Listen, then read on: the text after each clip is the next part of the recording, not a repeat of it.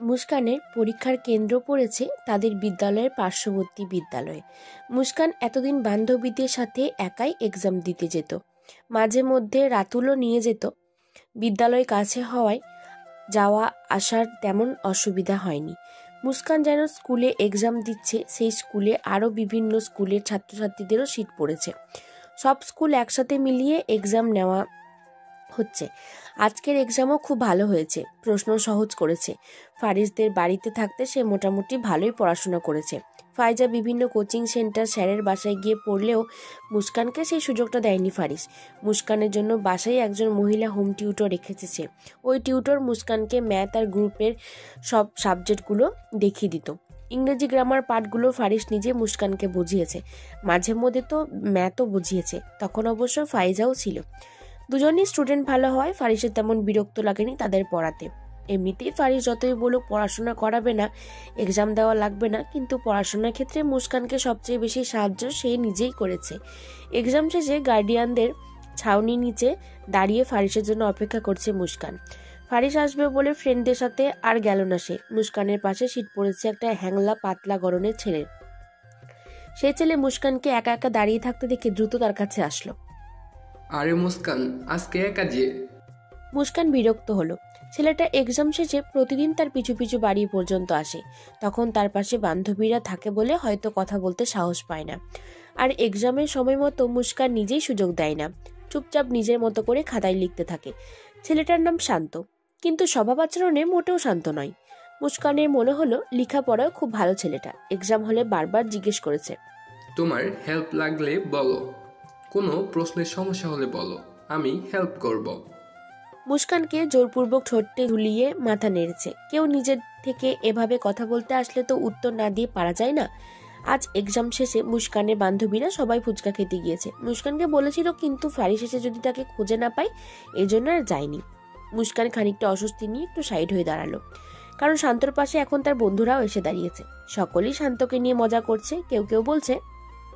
শান্ত পেছন থেকে চুল টেনে মুচকি হাসলো। মুস্কানে অস্বস্তি বাড়লো, ভেতরটা যেন কেমন কেমন করছে। সে গেটের কাছে উকিঝুঁকি দিয়ে দেখার চেষ্টা করলো ফারিস আসছে কিনা। শান্তর বন্ধুরা শান্তকে এক ধাক্কায় মুস্কানের সামনে এনে ফেললো, জোর গলায় বলল। মুস্কানের চোখ চড়ক গাছ। প্রথম দেখায় সরাসরি তাকে ভাবি বলে সম্বোধন করছে, বদমাইশ পোলাপাইন। মুস্কান ভীতি হয়ে একটু আশেপাশে তাকালো। ব্যাপারটা খুবই লজ্জার। আশেপাশে দু একজন স্টুডেন্ট আর তাদের সাথে দু একটা লোককে দেখে খানিকটা স্বস্তি মিলল। এক পাশে তাদের মতো এমন আরো অনেক স্টুডেন্টরাই আঁটি বেঁধে গল্প করছে। কথা না শুনলে কেউ সন্দেহ করবে না। শান্ত ছেলেটা গলা খাকারি দিল। মুস্কানের দৃষ্টি আকর্ষণের চেষ্টা আর কি। মুস্কানের হাত পা ঠান্ডা হয়ে আছে। কখনো এমন পরিস্থিতিতে পড়েনি সে। পাশে বান্ধবীরা থাকলে হয়তো একটু সাহস পেত। এতগুলো ছেলে তার থেকে কয়েক হাত দূরে দাঁড়িয়ে আছে, আর একটা ছেলে তার কাছাকাছি এসে দাঁড়িয়েছে। উনি এখনো কেন আসছে না? শান্তর কণ্ঠস্বর রুক্ষ। বোঝা যাচ্ছে কথা বলতে ছেলেটার গলা শুকিয়ে যাচ্ছে। সে জিহ্বা দিয়ে শুষ্ক ঠোঁট দুটো ভিজিয়ে মুস্কানকে বলল, তোমাকে একটা কথা বলার ছিল। মুস্কানের উত্তর দেওয়ার আগে একটা গম্ভীর স্বর ভেসে আসলো। কি কথা ছোট ভাই? প্রবল বিস্ময় নিয়ে ফারিসের দিকে তাকালো শান্ত। মুস্কান ততক্ষণে ঠাটিয়ে চোখ বুজে নিয়েছে। রিশাদের কথা শুনে ফারিস যেভাবে রিয়াক্ট করেছিল ওটা বারবার চোখের সামনে ভেসে উঠেছে। চোখের সানগ্লাস খুলে মুস্কানের সামনে এসে দাঁড়ালো ফারিস। গা থেকে তীব্র পারফিউমের ঘ্রাণ আসছে, হাতে আইসক্রিমের প্যাকেট। বুঝে যাচ্ছে মুস্কানের জন্য এনেছে। ফারিস অবিলম্বে মুস্কানের দিকে আইসক্রিমের প্যাকেটটা এগিয়ে দিল। মুস্কান আর চোখে একবার তাকিয়ে চটজল দিয়ে সেটার হাতে নিয়ে নিল। ছেলেটা কোনো হা করে ফারিসের দিকে তাকিয়ে আছে। শান্তকে নিজের দিকে এভাবে তাকিয়ে থাকতে দেখে ফারিস প্রশ্ন করলো, কি হলো ছোট ভাই? আমার কাছে বেশি হ্যান্ডসাম লাগছে? এভাবে তাকিয়ে আছে যে? ছেলে দেখোনি? শান্ত থতমত খেয়ে দৃষ্টি নামিয়ে নিল। লজ্জাও পেয়েছে। শান্তর বন্ধুরা ততক্ষণে পগার পার। কার আগে কে ছুটবে সেটার প্রতিযোগিতা চলছে। বন্ধুদের এবার পালিয়ে যেতে দেখে শান্তর মুখটা চুপসে গেল। সে উসখুস করতে করতে বলল, আসলে। ফারিস মুচকি হেসে শান্তর মুখোমুখি দাঁড়ালো, রসাত্মক সুরে বলল, কি ভাই, পছন্দ করার জন্য আমার বাচ্চা বউটাকে পেলে? দুনিয়ার মেয়ে নেই? শান্তর চোখ গোল হয়ে মার্বেলের আকার ধারণ করলো। তোতলিয়ে বলল, বউ। ফারিস সশব্দে হেসে উঠল। শান্তর ইউনিফর্মে কলাটা টেনে টুনে ঠিক করে দিতে দিতে বলল, ইস, ট্রনের আগে কি একটা ছ্যাঁকা খেয়ে গেলে? মায়া হচ্ছে তোমার জন্য। শান্ত ভীতু আওয়াজে বলল, সরি ভাই, আমি বুঝতে পারিনি। ফারিস আবারও হাসলো, টিটকারি সুরে বলল, বুঝতে পারোনি বললেই হলো। তোমাদের জন্য আমার বউ কতটা ভয় পেয়েছে দেখতে পাচ্ছ না? ঠিক এই কারণে ওকে পড়াতে চাই না আমি। যদি ভুলিয়ে বালিয়ে পটিয়ে ফেলো তখন আবার কি হবে? এত রিস্ক নিয়ে কি থাকা যায়? ফারিসের টিটকারি শুনে মুস্কানের কপাল কুঁচকে গেল। নাকের পাটা ফুলিয়ে তার দিকে গরম দৃষ্টি নিক্ষেপ করলো। ফারিস পরোয়া করল না সেই দৃষ্টি। শান্তর চেহারা থেকে ভয় কেটে গেছে। সে বুঝতে পারছে লোকটা তাকে তেমন কিছু করবে না। হলেও তাই। ফারিস শান্তকে খুবই ভদ্রভাবে জিজ্ঞাসা করলো, এই বয়সে এসব করে বেড়ালে ভবিষ্যতের চিন্তা করবে কখন? সময়টা চলে গেলে কি আর ফেরত পাবে? শান্ত মাথা নিচু করে ফেলল। ফারিস এবার একটু সিরিয়াস হয়ে বলল, বাবা মা কষ্ট করে লেখাপড়া করে এসব করার জন্য মেয়েদের পিছু পিছু ঘুরবার সময় এখন? এই যে স্কুল লাইফ, বন্ধু বান্ধব, এক্সাম, লেখাপড়ার এই সময়টা, এটা কি দ্বিতীয়বার ফিরে পাবে? যে সময়টাতে তোমাদের উচিত নিজেদের ক্যারিয়ারের পথে পা বাড়ানো, একের পর এক ধাপ অতিক্রম করা, সেই সময়টাকে তোমরা মেয়েদের পেছনে ঘুরে কেন নষ্ট করে দিচ্ছ? শান্ত নিচু স্বরে বলল, আর এমন হবে না ভাই, আমি বুঝতে পারছি। আমি কোনো মেয়ের পিছনে সময় নষ্ট করব না, পড়ায় মনোযোগ দিব। ফারিস মুগ্ধ এসে শান্তর কাঁধ ঝাঁকালো। ভালো ছেলে। শান্ত হেসে ফারিসের সাথে আরেকটু কথা বলে চলে গেল। আইসক্রিম কি শরবত বানিয়ে খাওয়ার জন্য রেখে দিছ? এখন খাচ্ছ না কেন? ফারিসে ভাবি স্বরে মুস্কান ঠোঁট বাঁকালো। আইসক্রিমের প্যাকেট ছিঁড়ে খেতে খেতে বলল, এত দেরি করে আসলেন কেন? আমি কখন থেকে অপেক্ষা করছিলাম। ফারিস বাইকে বসতে বসতে উত্তর দিল, জামিল চাচার সাথে খামারে গিয়েছিলাম, সেখানে একটু লেট হয়েছে। মুস্কান বাইকে বসে এক হাত ফারিসের কোমর পেঁচিয়ে ধরল, অপর হাতে আইসক্রিম। যত দ্রুত পাচ্ছে ওটা খেয়ে শেষ করছে। পরীক্ষা সরঞ্জাম সব ফারিসের কাছে। বাইকের আয়নে মুস্কানে খাওয়া দেখে ফারিস শাসালো। আস্তে খাও, নাক মুখের কি অবস্থা বানিয়েছ? মুস্কান ছুড়ল না, বড় বড় বাইট দিয়ে কাঠিটা ছুঁড়ে ফেলে বলল, আপনি কিন্তু বলেছিলেন আজকে ঘুরতে নিয়ে যাবেন, মনে আছে তো? প্যান্টের পকেট থেকে টিস্যু বের করে মুস্কানের দিকে বাড়িয়ে দিল ফারিস। বাইক স্টার্ট দিতে দিতে মৃদু হেসে বলল, আজ সারাদিন তোমার। মুস্কানের চোখে মুখে প্রাণবন্ত হাসি ফুটল। সে হাসি দেখে মন জুড়িয়ে গেল ফারিসের। একটা রেস্টুরেন্টের ভিতর অধীনতা নিয়ে বসে আছে ফাইজা। টেনশনে তার অবস্থা নাজেহাল। ভাইয়ের ভয়ে কখনো কোথাও একা একা যাওয়ার সাহস করেনি ফাইজা, কোনো ছেলের সাথে তো কখনোই না। কিন্তু আজ ভাইয়ের অনুপস্থিতিতে সেই দুঃসাহস দেখিয়ে ফেলেছে সে। তাজমহলকে মিথ্যে বলে বাসা থেকে বের হয়ে এই রেস্টুরেন্টে চলে এসেছে। যার সাথে দেখা করতে এসেছে সেই ছেলেটি তার সামনেই বসা, তীক্ষ্ণ দৃষ্টিতে তাকে পর্যবেক্ষণ করছে। ফাইজার দৃষ্টি অস্থির, হাত পা ঠান্ডা, কপালে বিন্দু বিন্দু ঘাম। এই মুহূর্তে তার চেহারা দেখে যে কেউ বলে দিতে পারবে সে যে সাংঘাতিক ভয়ে আছে। সামনের ছেলেটা একটা পানির বোতল ফাইজার দিকে বাড়িয়ে দিল। ফাইজা সেটা থেকে ঢকঢক করে কয়েক ঢুক পানি খেয়ে গলাটা ভেজালো। তোমার ভাই এখানে নেই, রিল্যাক্স। ফাইজা ভয়ে ভয়ে বলল, যদি এসে যায়? তাহলে আমাকে আসতে বলছো কেন? ফাইজা ঢুক গিলল। আপনি এত উত্তেজিত হচ্ছেন কেন? হব না, 1 ঘন্টা ধরে তোমার কাঁপাকাঁপি দেখে যাচ্ছি, শিথিল হতে পারছো না? আসলে কখনো কোনো ছেলের সাথে এভাবে দেখা করিনি তো। ওহ কামন ভাইজা, I am your cousin. Faiza মিয়ে যাওয়া কণ্ঠে বলল, কিন্তু আপনাকে তো ভাইয়া পছন্দ করে না। রিসাদ রেগে বসা থেকে দাঁড়িয়ে গেল। ইদানিং অল্পতে উত্তেজিত হয়ে পড়ে সে। রাগান্বিত ভয়েসে বলল, লিসেন, তোমার ভাইয়ার পছন্দের ধার ধারি না আমি। ফাইজার অস্থিরতা বাড়ল। ফারিসের কথা শুনলেই রিসাদ এমন খেপে যায়। সে উৎকণ্ঠিত হয়ে বলল, প্লিজ বসুন, আমি আর ভয় পাবো না, আপনি বসুন। রিসাদ বসল। সোশ্যাল মিডিয়ার মাধ্যমে রিসাদের সাথে একটা ভালো সম্পর্ক গড়ে উঠেছে ফাইজার। সেই সম্পর্ককে প্রেমের সম্পর্ক বলে কিনা জানে না সে, কিন্তু জানে রিসাদের সাথে কথা না বললে তার ভালো লাগে না। লোকটা যেন হঠাৎ করে তার অভ্যাসে পরিণত হয়েছে।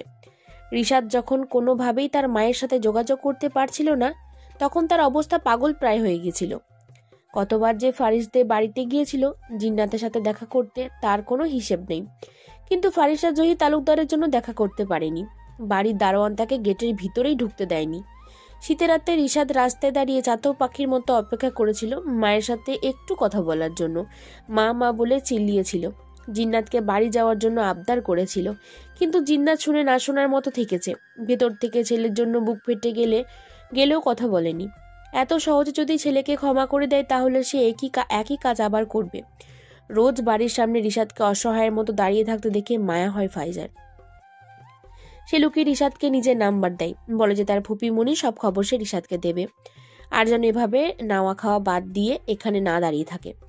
মায়ের পক্ষ থেকে কোনো সারা শব্দ না পেয়ে রিশাদ ফাইজার কথায় মেনে নেয়।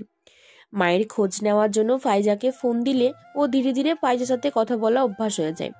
সারাক্ষণ ফোনে কথা বললে কেউ সন্দেহ করবে বলে দুজন এফবিতে অ্যাড হয়। তখন থেকে শুরু হয় তাদের রাত দিন কথা বলা। মেসেজে তারা একে অন্যকে তুমি বলে ও সম্বোধন করত। ফাইজার প্রায়ই ইচ্ছে করত রিশাদের সাথে দেখা করার, কিন্তু ফারিসের ভয়ে পারত না। গতকাল ফারিস দাদুর বাড়িতে গেছে বলে ফাইজা সেই সাহসটা দেখিয়েছে। প্রথমবারের মতো রিশাদের সাথে একা একা বেরিয়েছে। ফাইজাকে চুপচাপ বসে থাকতে দেখে রিশাদ প্রশ্ন করলো, ফোনে তো দিব্যি দুবি বলে ডাকতে, দেখা হওয়ার সাথে সাথে সব কিছু গায়েব। ফাইজা একটু লজ্জা পেল, কানের পিছে চুল গুজে বলল, সরাসরি বলতেই লজ্জা করছিল। আচ্ছা, তোমার হিটলার ভাই কয়দিনের জন্য গেছে? ফাইজা খেপে গেল।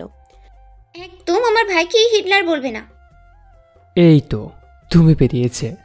ফাইজা আবারও লজ্জা পেল। রিশাদ মুগ্ধ হয়ে বলল, লজ্জা পেলে তোমাকে কিন্তু দারুণ লাগে। ফাইজা মিষ্টি হাসলো, লাজুক কণ্ঠে বলল, তোমাকেও পাঞ্জাবিতে দারুণ লাগছে।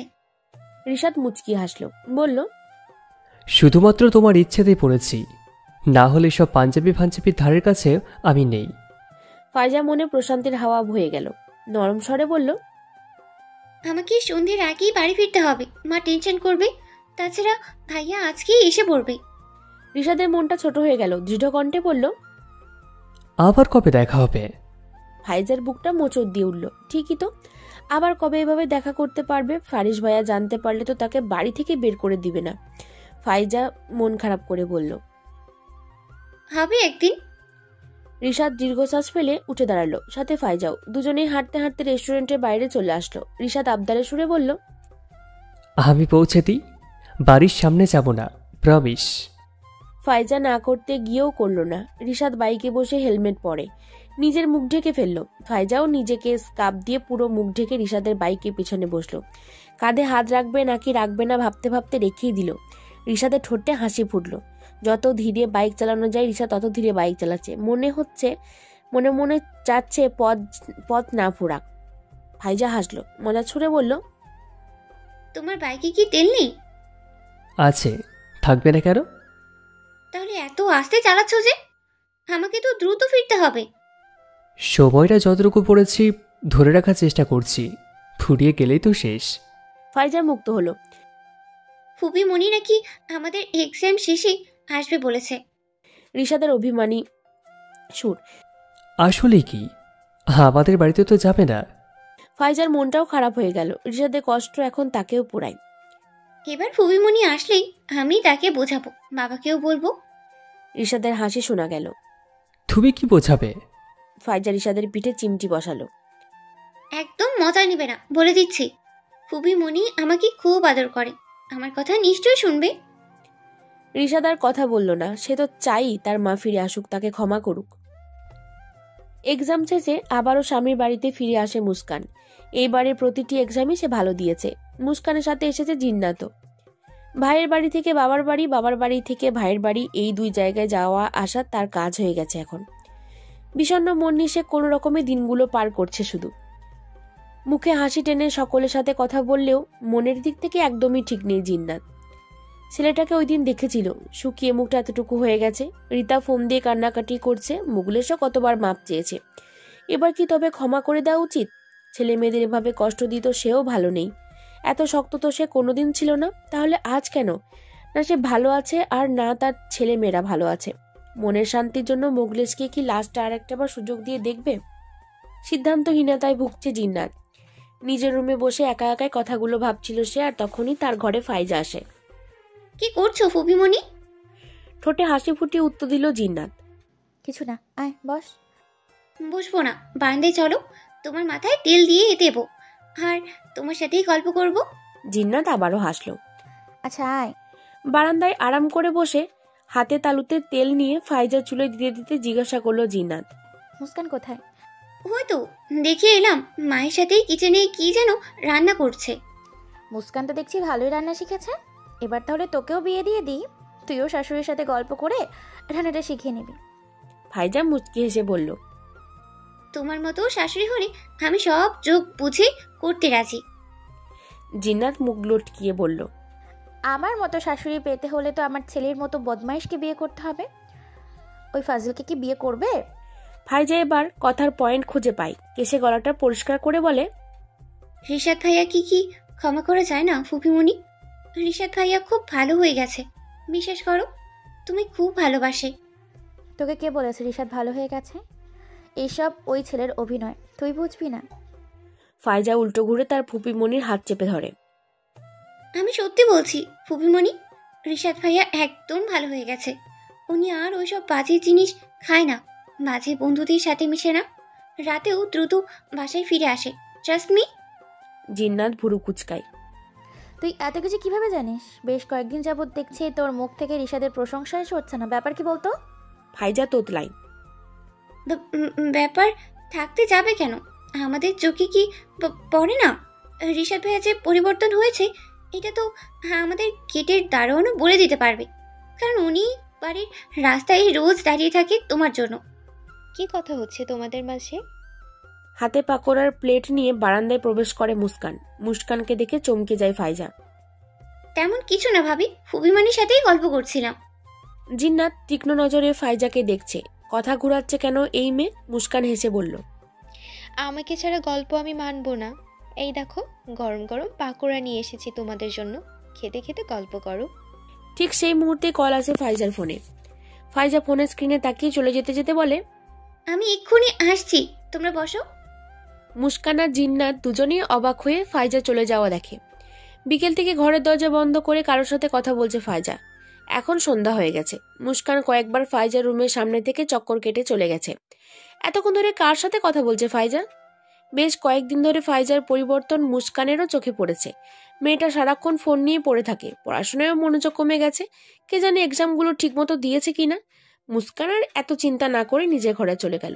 ইদানিং তার শরীরটা কেমন দুর্বল লাগে, বুঝতে পারছে না কি হলো। মাথাটা শুধু ভার ভার লাগে, সারাদিন শুয়ে থাকতে ইচ্ছা করে।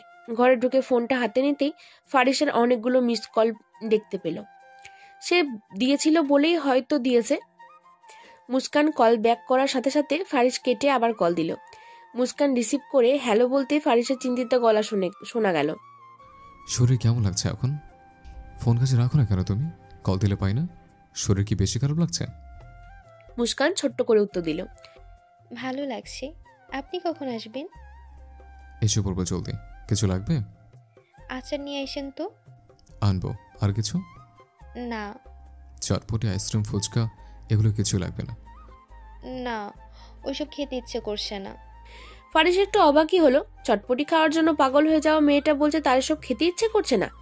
চিন্তিত স্বর নিয়ে ফারিস আবারও জিজ্ঞাসা করলো, তোমার কি খুব বেশি খারাপ লাগছে? আমি কি ডক্টর নিয়ে আসবো? মুস্কান হেসে ফেলল। আরে না, পাগল হয়েছেন? এইটুকুর জন্য কেউ ডক্টর নিয়ে আসে? আচ্ছা, তুমি রেস্ট নাও, আমি আসছি কিছুক্ষণের মধ্যে। ফারিসের সাথে কথা বলায় বিছানা কাঁথা মুড়ি দিয়ে শুয়ে পড়ল মুস্কান। এই সময়টা তার কাছে এত খারাপ কেন লাগে সে বুঝতে পারে না। তাজমহল বিকেল থেকে মুস্কানকে খেয়াল করছে। নিজের হাতে পাকোড়া ভেজেছে খাবে বলে, কিন্তু ভাজার পর আর নাকি তার খেতে ইচ্ছা করছে না। ফাইজা তারা ফুপিমনির জন্য নিয়ে গেছে। এই অবেলায় কাঁথা মুড়ি দিয়ে শুয়ে আছে। তাজমহল গিয়ে বার দুয়েক ডেকে এসেছে খাওয়ার জন্য। রাতের খাবারটা খেয়ে না হয় শুয়ে থাকুক, কিন্তু খেতে ইচ্ছা করছে না স্পষ্ট জানিয়ে দিয়েছে ওনাকে। তাজমহল আর জোর করেনি। ছেলে আসলে না হয় সে রাজি করাবে এই ভেবে চলে এসেছে। বেশি রাত করে বাড়ি ফিরেনি ফারিস। কাজ শেষ করে মুস্কানের জন্য দ্রুতই ফিরে এসেছে। হাতে করে যেন আচারের দোকান নিয়ে এসেছে। ফারিস ঘরে ঢুকতেই দেখে পুরো রুম অন্ধকার। সে আচারের বড় থলেটা সোফার উপর রেখে লাইট অন না করে ফ্রেশ হতে ওয়াশরুমে চলে গেল। ফারিস এসেছে বুঝতে পেরে শোয়া থেকে উঠে বসলো মুস্কান। সজাগই ছিল এতক্ষণ, ফারিসের জন্য অপেক্ষা করছিল। তাকে খাবার খাইয়ে একেবারে ঘুমাবে বলে শুধু শুয়েছিল, প্রতিদিন যেটা করে। ওয়াশরুম থেকে বের হয়ে মুস্কানকে খাটের ওপর মাথা ধরে বসে থাকতে দেখে ফারিস। সে গিয়ে মুস্কানের পাশে বসলো। আলগোজে মুস্কানের মাথাটা নিজের কাঁধে ফেলে কোমল স্বরে জিজ্ঞাসা করলো, কি হয়েছে? মা বললো সারাদিন নাকি কিছুই খাওনি। দিন শেষে বাড়ি এসে যদি তোমাকে এভাবে নিস্তেজ হয়ে পড়ে থাকতে দেখে তাহলে কি ভালো লাগে বলো? মুস্কান ফারিসের কাঁধ থেকে মাথা ওঠায়, মৃদু হেসে বলে, আমার কিছু হয়নি। আপনার মতো স্বামী থাকলে কি কিছু হতে পারে? নিচে আসুন, আমি খাবার বেড়ে দিচ্ছি। ফারিস বাধা দিল, পরে খাবো, আগে আমার প্রশ্নের জবাব দাও। মুস্কান চোখ ছোট করে বলল। কি প্রশ্নের? ফারিস তীক্ষ্ণ দৃষ্টিতে তাকালো মুস্কানের চোখে, গাঢ় কণ্ঠে সরাসরি প্রশ্ন করলো।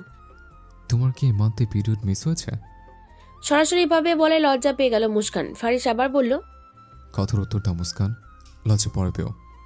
মুস্কান যেন আরো লজ্জা পেল, মেয়ে যাওয়া কণ্ঠে বলল। শুধু এই মানতে নয়, গত মান্থও মিস হয়েছে। হোয়াট? উত্তেজিত হয়ে খাট থেকে উঠে দাঁড়ালো ফারিস। ফারিসের উচ্চ কণ্ঠে মুস্কান কেঁপে উঠল। 2 মান্থ হয়ে গেছে, তুমি আমাকে জানাওনি কেন? মুস্কান ঢুক গিলল। পিরিয়ড মিস হয়েছে এটা কি বলার মতো বিষয়? সে ভয়ে ভয়ে বলল। আগেও তো এমন হয়েছিল তাই। তাই কি? ও গড, এত ইরেসপন্সিবল কি করে হলে তুমি? আগে এমন হয়েছে বলে যে এখন এমন হবে, এটার তো কোনো মানে নেই, তাই না? মুস্কান থম মেরে দাঁড়িয়ে আছে। ফারিসের কথা শুনে উত্তেজনায় তার সর্বাঙ্গ কাঁপছে। ফারিস দ্রুত নিজের প্যান্টের পকেট থেকে মুস্কানের জন্য আনা প্রেগন্যান্সি কিটটা বের করলো, মুস্কানের হাতে দিয়ে বলল। ওয়াশরুমে যাও, কুইক, ইমিডিয়েটলি আমাকে এনে দেখাবে, বুঝেছ? কিন্তু সব কিন্তু পরে শুনবো, দ্রুত করো।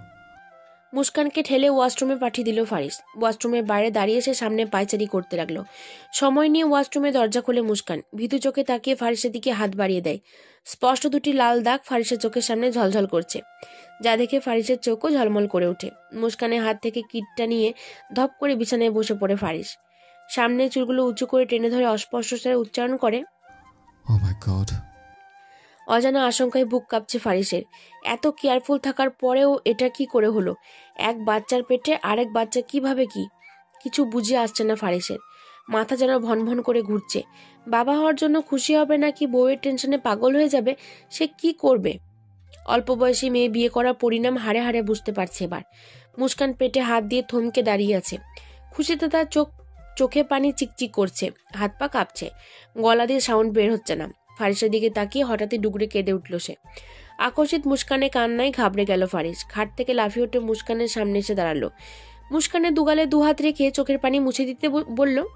কাঁদছো কেন? মুস্কান আচমকা ফারিসকে শক্ত করে জড়িয়ে ধরল। আটকে আসা গলায় বলল। আমার বিশ্বাস হচ্ছে না আমি মা হব। মুস্কানের চুলে হাত রেখে স্নিগ্ধ হাসলো ফারিস। ক্ষণিকের জন্য সে তো ভুলেই গিয়েছিল যে সেও বাবা হবে। তাদের ঘর আলো করে একটা ফুটফুটে বেবি আসবে ভাবতেই শরীর জুড়ে শীতল হাওয়া বয়ে গেল ফারিসের। থমথমে পরিবেশ। আলট্রা রিপোর্ট হাতে নিয়ে ড্রয়িং রুমের সোফায় বসে আছে ফারিস। সকলেই মুস্কানকে নিয়ে হসপিটালে গিয়েছিল সে। ওখান থেকে ডক্টরের কথা শুনে আর রিপোর্ট দেখে এখনো ঘোর কাটাতে পারছে না। বাড়িতে এতক্ষণে সবাই খবর পেয়ে গেছে। হসপিটালে থাকতেই জিন্নাত বাড়িতে সবাইকে জানিয়ে দিয়েছে মুস্কান 2 মান্থের প্রেগনেন্ট। এটা তো ফারিস আগেই অনুমান করেছিল, কিন্তু যখন জানতে পারলো মুস্কানের গর্ভের টুইন্স বেবি, তখন থেকেই তার মাথা চক্কর দিচ্ছে। ওইটুকু পেটে 2টো বাচ্চা। মুস্কানকে পাশে নিয়ে সোফায় চুপচাপ বসেছিল তাজমহল। দাদি হওয়ার খুশি আর টেনশন দুটোই বিদ্যমান ওনার। ছেলেকে নিশ্চুপ হয়ে বসে থাকতে দেখে ঠেস মেরে বললেন। কে যেন বলেছিল মুস্কান বাচ্চা মেয়ে? বাচ্চাটাকে বুঝে শুনে রাখতে পারলো না কেন তাহলে? মায়ের ঠেস শুনে ও কিছু বলল না ফারিস। নির্বিকার ভঙ্গিতে রিপোর্টগুলোর ওপর চোখ বুলাতে লাগলো। জহির তালুকদার বুকের ওপর হাত ভাঁজ করে ছেলের সামনে এসে দাঁড়ালো।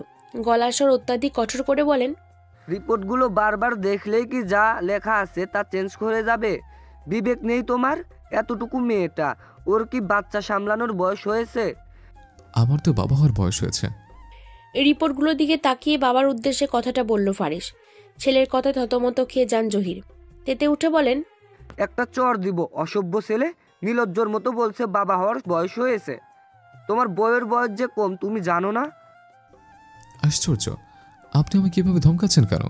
আপনার নাতি নাতি আসার তারা বেশি ছিল, তাই অসময় চলে এসেছে। এখানে আমার কি করার? কই কই আমাকে মাথায় উঠিয়ে নাচবেন? এত জলদি দাদা হওয়ার সুযোগ করে দিলাম, তা না করে ধমকাধমকি করছেন। ছেলের কথা শুনে বেককল বনে গেল জহি। কি সুন্দর সব দোষ ওনার নাতি নাতনিদের ওপর চালিয়ে দিল। এমন বজ্জাত ছেলে যেন আর কারো না হয়। ঘরের সকলে এতক্ষণে অসহায়ভাবে তাকিয়ে বাবা ছেলে তর্কাতর্কি দেখছিল। বিরক্ত হয়ে তাজমহল বলল। তোমরা থামবে? কি শুরু করেছ? ফারিস, যাও মুস্কানকে নিয়ে ঘরে যাও, ওর এখন রেস্টের প্রয়োজন। আর আপনি জলদি আব্বাজানকে একটা ফোন করেন না, ওদের খবরটা জানাতে হবে তো। গ্রামে মিষ্টি পাঠানোর ব্যবস্থা করেন শিগগির। আমি যাই আমার আম্মাজানকে খবরটা দিয়ে আসি, উনি যে কী খুশি হবেন। উচ্ছ্বাসিত হয়ে কথাগুলো বলে নিজের ঘরের দিকে ছুটলেন তাজমহল। নাতি নাতনি আসতে চলেছে, সেই খুশিতে আত্মহারা হয়ে পড়েছেন তিনি। ফাইজা ফুপিমণি হওয়ার খুশিতে পুরো ঘর জুড়ে লাফাচ্ছে। এই জিনাতকে জড়িয়ে ধরছে, এই মুস্কানকে জড়িয়ে ধরছে, উৎকণ্ঠিত স্বরে চেঁচিয়ে বলছে, ইয়াহু! আমি খালামণি ফুফিমণি দুটাই হতে যাচ্ছি। বাবা, তুমি কি হতে যাচ্ছ? দাদা ভাই নাকি নানা ভাই? ফাইজার খুশিতে জহির তালুকদারও হাসলেন। মুখ থেকে গম্ভীরতা একেবারে গায়েব করে মেয়ের খুশিতে তাল মেলালেন। আমার বৃদ্ধ বয়সে খেলার সঙ্গে এসে পড়েছে। আমরা দুটো দোলনা আনবো। আমার দাদু দিদি ভাইয়ের জন্য সব কিছু ডাবল ডাবল আনবো। আমার তো এখন থেকেই দাদু দাদু সুখ অনুভব হচ্ছে। মুস্কান নিচ থেকে মাথা তুলতে পারছে না লজ্জায়। সবাইকে এত উচ্ছ্বাসিত দেখে তার মন উষ্ণতায় ভেসে যাচ্ছে। ফারিস মুস্কানের দিকে নিজের এক হাত বাড়িয়ে দিয়ে বলল, ঘরে চলুন ম্যাডাম, আপনার সব কিছু এখন থেকে ডাবল হয়ে গেছে। ডাবল বেবি, ডাবল যত্ন, ডাবল খাওয়া, ডাবল বিশ্রাম, ডাবল ভালোবাসা, এভরিথিং। 2 মাস পরের কথা। মুস্কানের অসুস্থতা বেড়েছে, খাওয়া দাওয়ার আরও অরুচি হয়েছে, পেট কিছুটা ফুলেছে। প্রথম দিকে বমি না হলেও এখন বমি করে বেহাল দশা। যাই খাচ্ছে তাই উগড়ে দিচ্ছে। কোনো কিছু খেলে সেটা পেট থেকে না বের হওয়া পর্যন্ত শান্তি মিলছে না। বইয়ের অবস্থা দেখে চিন্তিত ফারিস। প্রেগনেন্ট হলে একটা মেয়েকে এত কিছু সাফার করতে হয়, মুস্কানকে না দেখলে বুঝতোই না কখনো। বড্ড অসহায় লাগে ফারিসের মুস্কানকে এমন কষ্ট পেতে দেখে। মেয়েটা সারা রাত ঘুমাতে পারে না, দিন রাত 24 ঘন্টায় কেবল হাঁসফাঁস করে। জোর করে কিছু খাওয়ালেও পেটে রাখতে পারে না। কিছুক্ষণ আগে মুস্কানকে নিয়ে চেক আপ করিয়ে ফিরছে ফারিস। বাচ্চারা সুস্থ আছে, কিন্তু ডক্টর কড়াকড়িভাবে বলে দিয়েছে মুস্কানে খাওয়া দাওয়ার আরও সচেতন হওয়া প্রয়োজন। এই বয়সে প্রেগনেন্সি, তাও আবার টুইন্স বেবি, মা ও সন্তানদের জন্য, যেটা খুবই রিস্কি। তাই অলওয়েজ সাবধানতা অবলম্বন করে চলতে হবে। পুষ্টিকর খাবার আর নিয়মিত চেক আপ মাস্ট বি করাতেই হবে। ফারিস ডক্টরের বলা প্রতিটি উপদেশ অক্ষরে অক্ষরে পালন করে যাচ্ছে। মুস্কানের যত্নে কোনো কমতি রাখছে না সে। ইদানিং বেশিরভাগ সময় বাড়িতেই থাকছে ফারিস। মুস্কান পছন্দ করে বলে দিনের কয়েকটা সময় তার সাথে ব্যয় করে। মুস্কান কোথাও ঘুরতে যেতে চাইলে তাকে নিয়ে যায়। দুপুরে খাওয়া শেষে শাশুড়ির সাথে তার রুমে বসে গল্প করছিল মুস্কান। জিন্নাত তার বাবার বাড়ি চলে গেছে আরও 1 মাস আগেই। স্বামীর বাড়িতে যাওয়ার ইচ্ছা থাকলেও স্বামী তাকে নেওয়ার প্রতি কোনো আগ্রহ না দেখে আর গেল না। তাজমহলের সাথে গল্প করতে করতে কখন যে মুস্কান ঘুমিয়ে পড়ে বুঝতেই পারেনি। তাজমহলও ছেলের বইয়ের মাথায় বিলি কেটে দিতে দিতে নিজের চোখ লেগে যায়। ফারিস দুপুরের পর বাড়িতে এসে মুস্কানের খোঁজে মায়ের ঘরে ঢুকতেই একটা মুগ্ধকর দৃশ্যে তার চোখ জুড়িয়ে যায়। তার মা আর বউ একে অন্যকে জড়িয়ে ধরে ঘুমাচ্ছে। আহ, কি মনোরম দৃশ্য! মন চোখ জুড়ে শান্তির হাওয়া খেলা করছে ফারিসে। নিঃশব্দে দুজনে গায়ে কাঁথা দিয়ে দরজা ভিড়িয়ে বেরিয়ে আসে সে। রুমের বাইরে দাঁড়াতে তার বাবা জহিরকে এদিকটায় আসতে দেখে। বাবাকে দেখে দাঁড়িয়ে থাকে ফারিস। কাছে আসতেই প্রশ্ন করে, দুপুরে খেতে এসেছেন? জহির মাথা নাড়ান। ফারিস বলে, চলেন, আজ বাবা ছেলে একসাথে খাবো। দাঁড়াও, তোমার মাকে ডাকি, বেড়ে দিতে হবে না। একদিনের জন্য না হয় আমরাই বেড়ে খেলাম, ওরা ঘুমাচ্ছে। কারা? ফাইজা আর তোমার মা? না, মা আর মুস্কান। জহির খুশি হন, সাথে সাথে বলেন, চলো চলো, আমরাই নিয়ে খেতে পারি, চলো। বাবার তাড়াহুড়োতে স্মিত হাসে ফারিস। প্রায় ঘন্টাখানেক যাবৎ বাড়ির বাইরে ফাইজা। বেশ কয়েক মাস ধরে মুস্কান ফাইজাকে খেয়াল করছে। ফাইজা যে কারোর সাথে রিলেশন করছে এটা সে 100% শিওর, কিন্তু কার সাথে? মেয়েটার মাঝে কি একটু ভয় ডর নেই? ওর ভাই জানতে পারলে যে কি অবস্থা করবে এটা কি ফাইজা বুঝতে পারছে না? না, আজকে যে করে হোক ফাইজার সাথে কথা বলতেই হবে। সে কার সাথে রিলেশন করে জিজ্ঞেস করতে হবে। প্রতিদিন কার সাথে এত কথা বলে মেয়েটা? এভাবে চলতে থাকলে তো লেখাপড়ার বড় ক্ষতি হয়ে যাবে। তাছাড়াও এখনকার ছেলেগুলো একদমই ভালো নয়, নানাভাবে মেয়েদের সাথে প্রতারণা করে, তাদের ঠকায়। কিছুদিন আগে মুস্কানের এক বান্ধবী বাজেভাবে একটা ছেলের প্রতারণার শিকার হয়েছে। ছেলেটি মেয়েটার সাথে খুব ঘনিষ্ঠ হওয়ার পর তাকে ছেড়ে দিয়েছে। মেয়েটির সাথে ঘনিষ্ঠ সব ছবি পুরো এলাকায় ছড়িয়ে দিয়েছে। এইসব কিছুই মুস্কানের এক বান্ধবী তাকে ফোনে বলেছে। ফাইজা যদি ওই রকমই কোনো বাজে ছেলের পাল্লায় পড়ে তখন? ফাইজা রুমের দরজার সামনে এসে নক করলো মুস্কান। একবার নয়, পরপর কয়েকবার, কিন্তু কোনো সারা শব্দ না পেয়ে এবার রুমেই ঢুকে গেল সে। পুরো রুম জুড়ে চোখ বুলিয়েও ফাইজাকে খুঁজে পেল না মুস্কান। রাত বাজে 11:15। এই রাতের বেলায় ফাইজা নিজের ঘর ছেড়ে কোথায় যাবে? চারপাশে তীক্ষ্ণ নজর বুলিয়ে জানালার পাশে এসে দাঁড়ায় মুস্কান। ফাইজা জানালা দিয়ে বাড়ির পিছনের দিকটায় পুরো দেখা যায়। সেখানে দাঁড়িয়ে নিচের দিকে তাকাতে যা দেখলো, এক মুহূর্তের জন্য পুরো পৃথিবীটা ঘুরে গেল তার। ফাইজা আর রিশাদ ভাইয়া একে অপরকে জড়িয়ে ধরে, তাও আবার এ রাতে। কপালে ঘাম জমতে শুরু করেছে মুস্কানের, গলা শুকিয়ে কাঠ। ফাইজা আর কারোর নয়, রিশাদ ভাইয়ার সাথে। মস্তিষ্ক চলা বন্ধ করে হয়ে গেছে যেন। ধপ করে ফাইজার খাটে বসে হিসাব মিলাতে লাগলো মুস্কান। এই জন্যই ফাইজার কাছে রীতা আর রিশাদ ভাইয়ার সব খবর থাকতো। এই জন্য ফাইজা ফুপিমণির কাছে বারবার রিশাদ ভাইয়ার সুনাম করতো। এই জন্যই ফুপিমণিকে বাড়িতে যাওয়ার জন্য এত জোর করতো। এই জন্যই ফুপিমণির কাছে রিশাদ ভাইয়ার ছোটবেলার গল্প শুনতে চাইতো। মজার ছলে তো মাঝে মধ্যে ফুপিমণিকে তার শাশুড়ি হওয়ার কথাও বলে ফেলেছে। 20 মিনিট ধরে ফাইজার রুমে বসে এইসবই চিন্তা করে যাচ্ছে মুস্কান। ফাইজার ডাকে মুস্কানের সম্বিত ফেরে। তুমি এভাবে এখানে বসে কি ভাবছো ভাবি? মুস্কান চোখ তুলে তাকায় ফাইজার দিকে, কোনো ভনিতা ছাড়াই প্রশ্ন ছড়ে। রিশাদ ভাইয়ার সাথে তোমার কি সম্পর্ক ফাইজা? ফাইজা আতকে ওঠে, বিস্ফোরিত নয়নে তাকায় মুস্কানের দিকে। মুস্কান আবার বলল, রাত 12টা বাজে, তুমি রিশাদ ভাইয়ার বাহুবন্ধনে কি করো ফাইজা? ফাইজার গলা কাঁপছে, ঠোঁট নাড়াচ্ছে, অথচ কিচ্ছু বলতে পারছে না। মুস্কান উঠে দাঁড়ায়, ঝাঁঝালো স্বরে বলে, রিশাদ ভাইয়া কেমন ছিল এটা কি তুমি জানো না? তোমার ভাই জানতে পারলে কি হবে ধারণা করতে পারছো? ভাইয়ার কথা শুনে গলা শুকিয়ে আসে ফাইজার, ক্ষীণ আওয়াজে বলে, আমি রিশাদকেই ভালোবাসি। ভাইয়া জানলেও আমার কোনো যায় আসে না। ফাইজা, রিশাদ ভাইয়া কতটা বাজে ছেলে তুমি জানো না? ফাইজাও এবার উল্টে চেঁচায়, একদম রিশাদকে বাজে ছেলে বলবে না। আর তুমি কে আমাকে বাধা দেওয়ার? কয়েকদিন হয়েছে এই বাড়িতে এসেছো, একেবারে নিজেকে রানী ভাবতে শুরু করেছো। আমার লাইফে ইন্টারফেয়ার করার অধিকার কে দিয়েছে তোমায়? বেরিয়ে যাও আমার ঘর থেকে। মুস্কানের চোখ ছলছল করে ওঠে।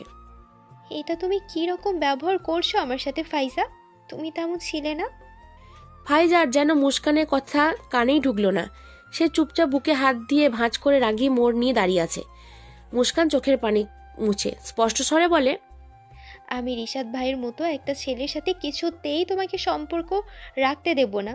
উনি ভালো ছেলে না, তোমার জীবনটা নষ্ট করে দেবে। আমি এখনই বড় চাচিকে গিয়ে সব বলে দেব। ফাইজার চমকে ওঠে, মুস্কানের বাহু চেপে ধরে তাকে বাধা দেয়।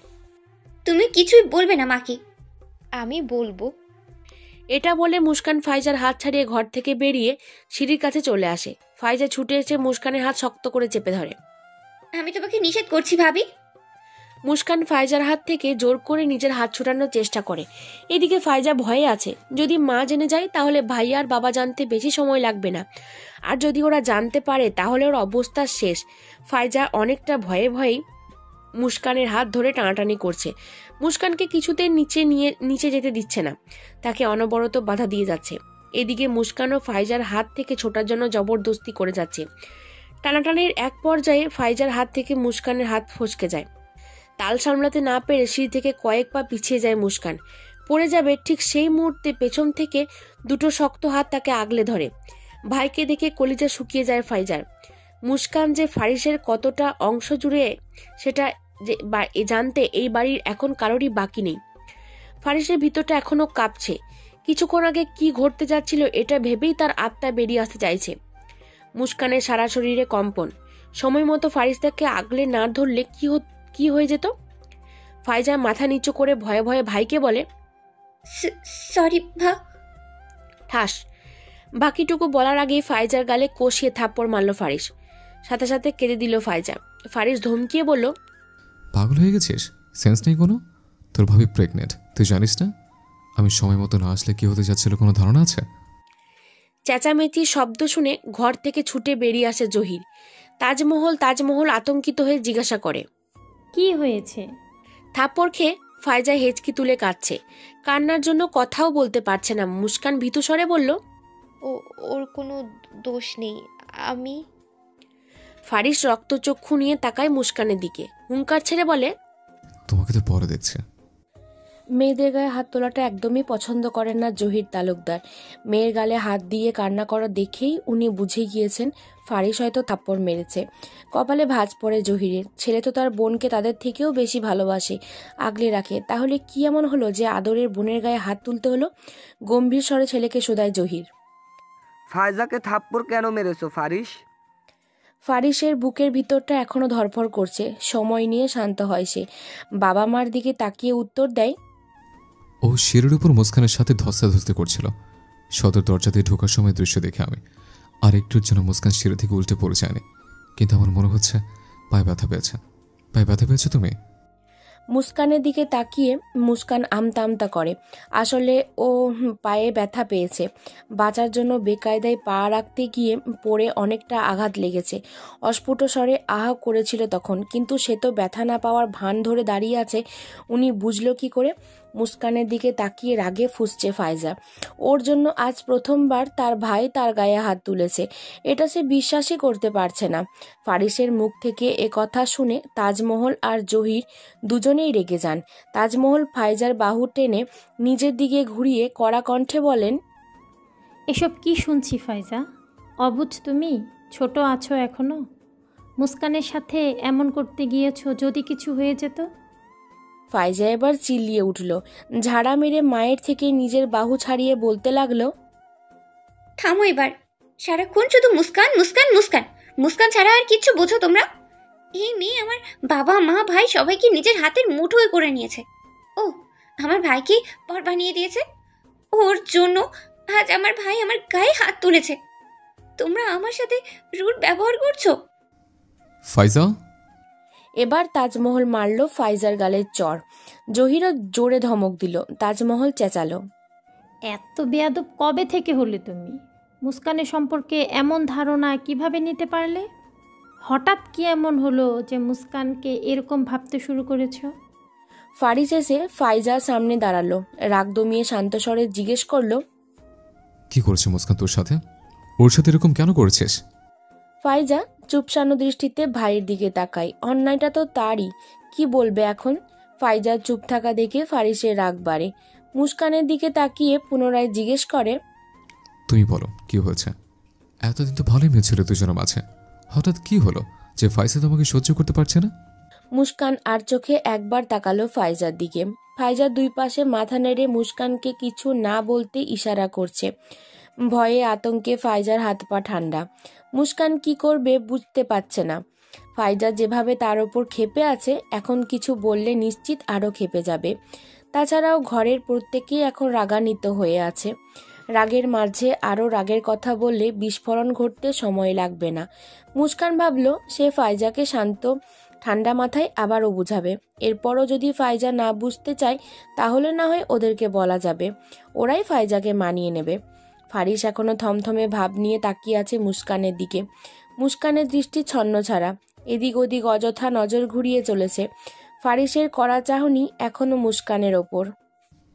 কি হলো, কথা বলছো না কেন দুজন? মুস্কান ওপরে দাঁত দিয়ে নিচে ঠোঁট কামড়ে ধরে। একটু চিন্তা ভাবনা করার পর মিথ্যে বলে, আমি দুষ্টুমি করে ফাইজার ফোন ছিনিয়ে এনেছিলাম।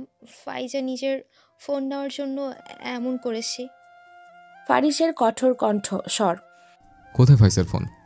ফাইজা তড়িৎ গতিতে নিজের ফোনটা দেখিয়ে বলে, এই যে ভাইয়া, এই যে আমার ফোন ভাবির থেকে নিয়ে নিয়েছি। ফারিসের খটকা লাগে। সন্দিহান গলায় শুধায়, কি আছে এই ফোনে যার জন্য এত জোরাজুরি? ফাইজা ঘাবড়ে যায়। এবার যেন হার্ট অ্যাটাক করে বসবে সে। যদি ফোন চেক করতে চাই তখন কি হবে? মুস্কান দ্রুত উত্তর দিল, গেমস খেলছিলাম আমরা। কার আগে কে জিতবে সেটা নিয়ে কারাকারি চলছিল। তাহলে তো ভয় কেন পাচ্ছ? মুস্কানের নিচু কণ্ঠ। আপনি রেগে আছেন এজন্য। ফাইজাও সুর মেলালো, হ্যাঁ ভাইয়া। মুস্কান মনে মনে বলে, আল্লাহ, একটা মিথ্যের জন্য কয়টা মিথ্যে বলতে হচ্ছে, রহমত করো। ফারিসের সন্দেহ এখনো যায়নি। শুধুমাত্র গেমস খেলার জন্য ফাইজা মুস্কানকে এতগুলো কথা শোনাবে? ফাইজা হয়তো ভাইয়ের মনোভাব বুঝে যায়, তাই অপরাধী সুরে বলে, তুমি আমাকে থাপ্পড় মেরেছো, এটা আমি মানতে পারিনি। বাবা মাও কেমন ধমকাচ্ছিল, তাই রাগের মাথায় ভাবিকে এতগুলো কথা বলে দিয়েছি। সরি ভাবি, আমি সত্যিই সরি। তাই বলে ধস্তাধস্তি করার জন্য আর কোনো জায়গা পেলে না? সিঁড়ির উপরেই কেন? ফাইজা মাথা নুয়ে সরি বলল। তাজমহল এবার মুস্কানের দিকে তাকায়, শক্ত কণ্ঠে বলে, একদমই সাবধান থাকো না তুমি। এই অবস্থায় চঞ্চলতাটা কমিয়ে দিলে তোমাকে কেউ জেলে বন্দি করে রাখবে না। এবার একটু সাবধান হও, নিজের দিকে খেয়াল রাখো। ফাইজা যখন নিজের ফোন তোমার থেকে নিতে চাইছিল, তুমি তখনই ফোনটা ছেড়ে দিতে, তাহলে আর এই পরিস্থিতিতে পড়তে হতো না। ফাইজার কথা ছাড়ো, তুমি তো জানো তোমার এখন কতটা সাবধানে থাকা প্রয়োজন। এরপরও এইরকম একটা ভুল কি করে করতে গেলে? ছেলে মানুষই ছাড়ো, এখন মা হতে যাচ্ছ, চোখ কান খোলা রেখে চলাফেরা করো। আর ছেলেটার কথা চিন্তাও একটু কমাও। মা, কি হচ্ছে? মুস্কানের চোখ ভিজে আসে, ঠোঁটে ঠোঁট চেপে কান্না আটকানোর চেষ্টা করে। এর আগে তার শাশুড়ি ওরফে বড় চাচি কখনো তার সাথে এমন কড়া গলায় কথা বলেনি। আর যা বলেছে ঠিকই তো বলেছে, একদমই অসাবধান সে। কি দরকার ছিল ফাইজার সাথে বাড়াবাড়ি করতে যাওয়ার? সে তো জানে সে এখনও আগের মতো ছোটাছুটি করতে পারবে না। তার জন্য ফারিসেরও চিন্তার শেষ নেই। ফারিস মুস্কান কাছে আসে, হাত চেপে ধরে বলে, রুমে চলো, পায়ে কোথায় ব্যথা পেয়েছে দেখি। হ্যাঁ, নিয়ে যাও রুমে। আর তুমি ফাইজাকে উদ্দেশ্য করে, রাত হয়েছে অনেক, নিজের রুমে গিয়ে ঘুমাও এখন। আর কখনো যেন মুস্কানের সাথে এমন ব্যবহার করতে না শুনি। ফাইজা মাথা নাড়িয়ে আচ্ছা বলে, স্বস্তি শ্বাস ফেলে নিজের রুমের দিকে এগিয়ে যায়। তাজমহল আর জহিরও নিজেদের ঘরে চলে যায়। মুস্কান ফারিসের চোখে চোখ মিলাতে পারছে না, আসামির মতো মাথা নুইয়ে রেখেছে। ফারিসের নীরবতায় বলে দিচ্ছে সে এখনো রেগে। মুস্কান ক্ষীণ আওয়াজে বলল, সরি, আর হবে না। দীর্ঘশ্বাস ফেলে ফারিস।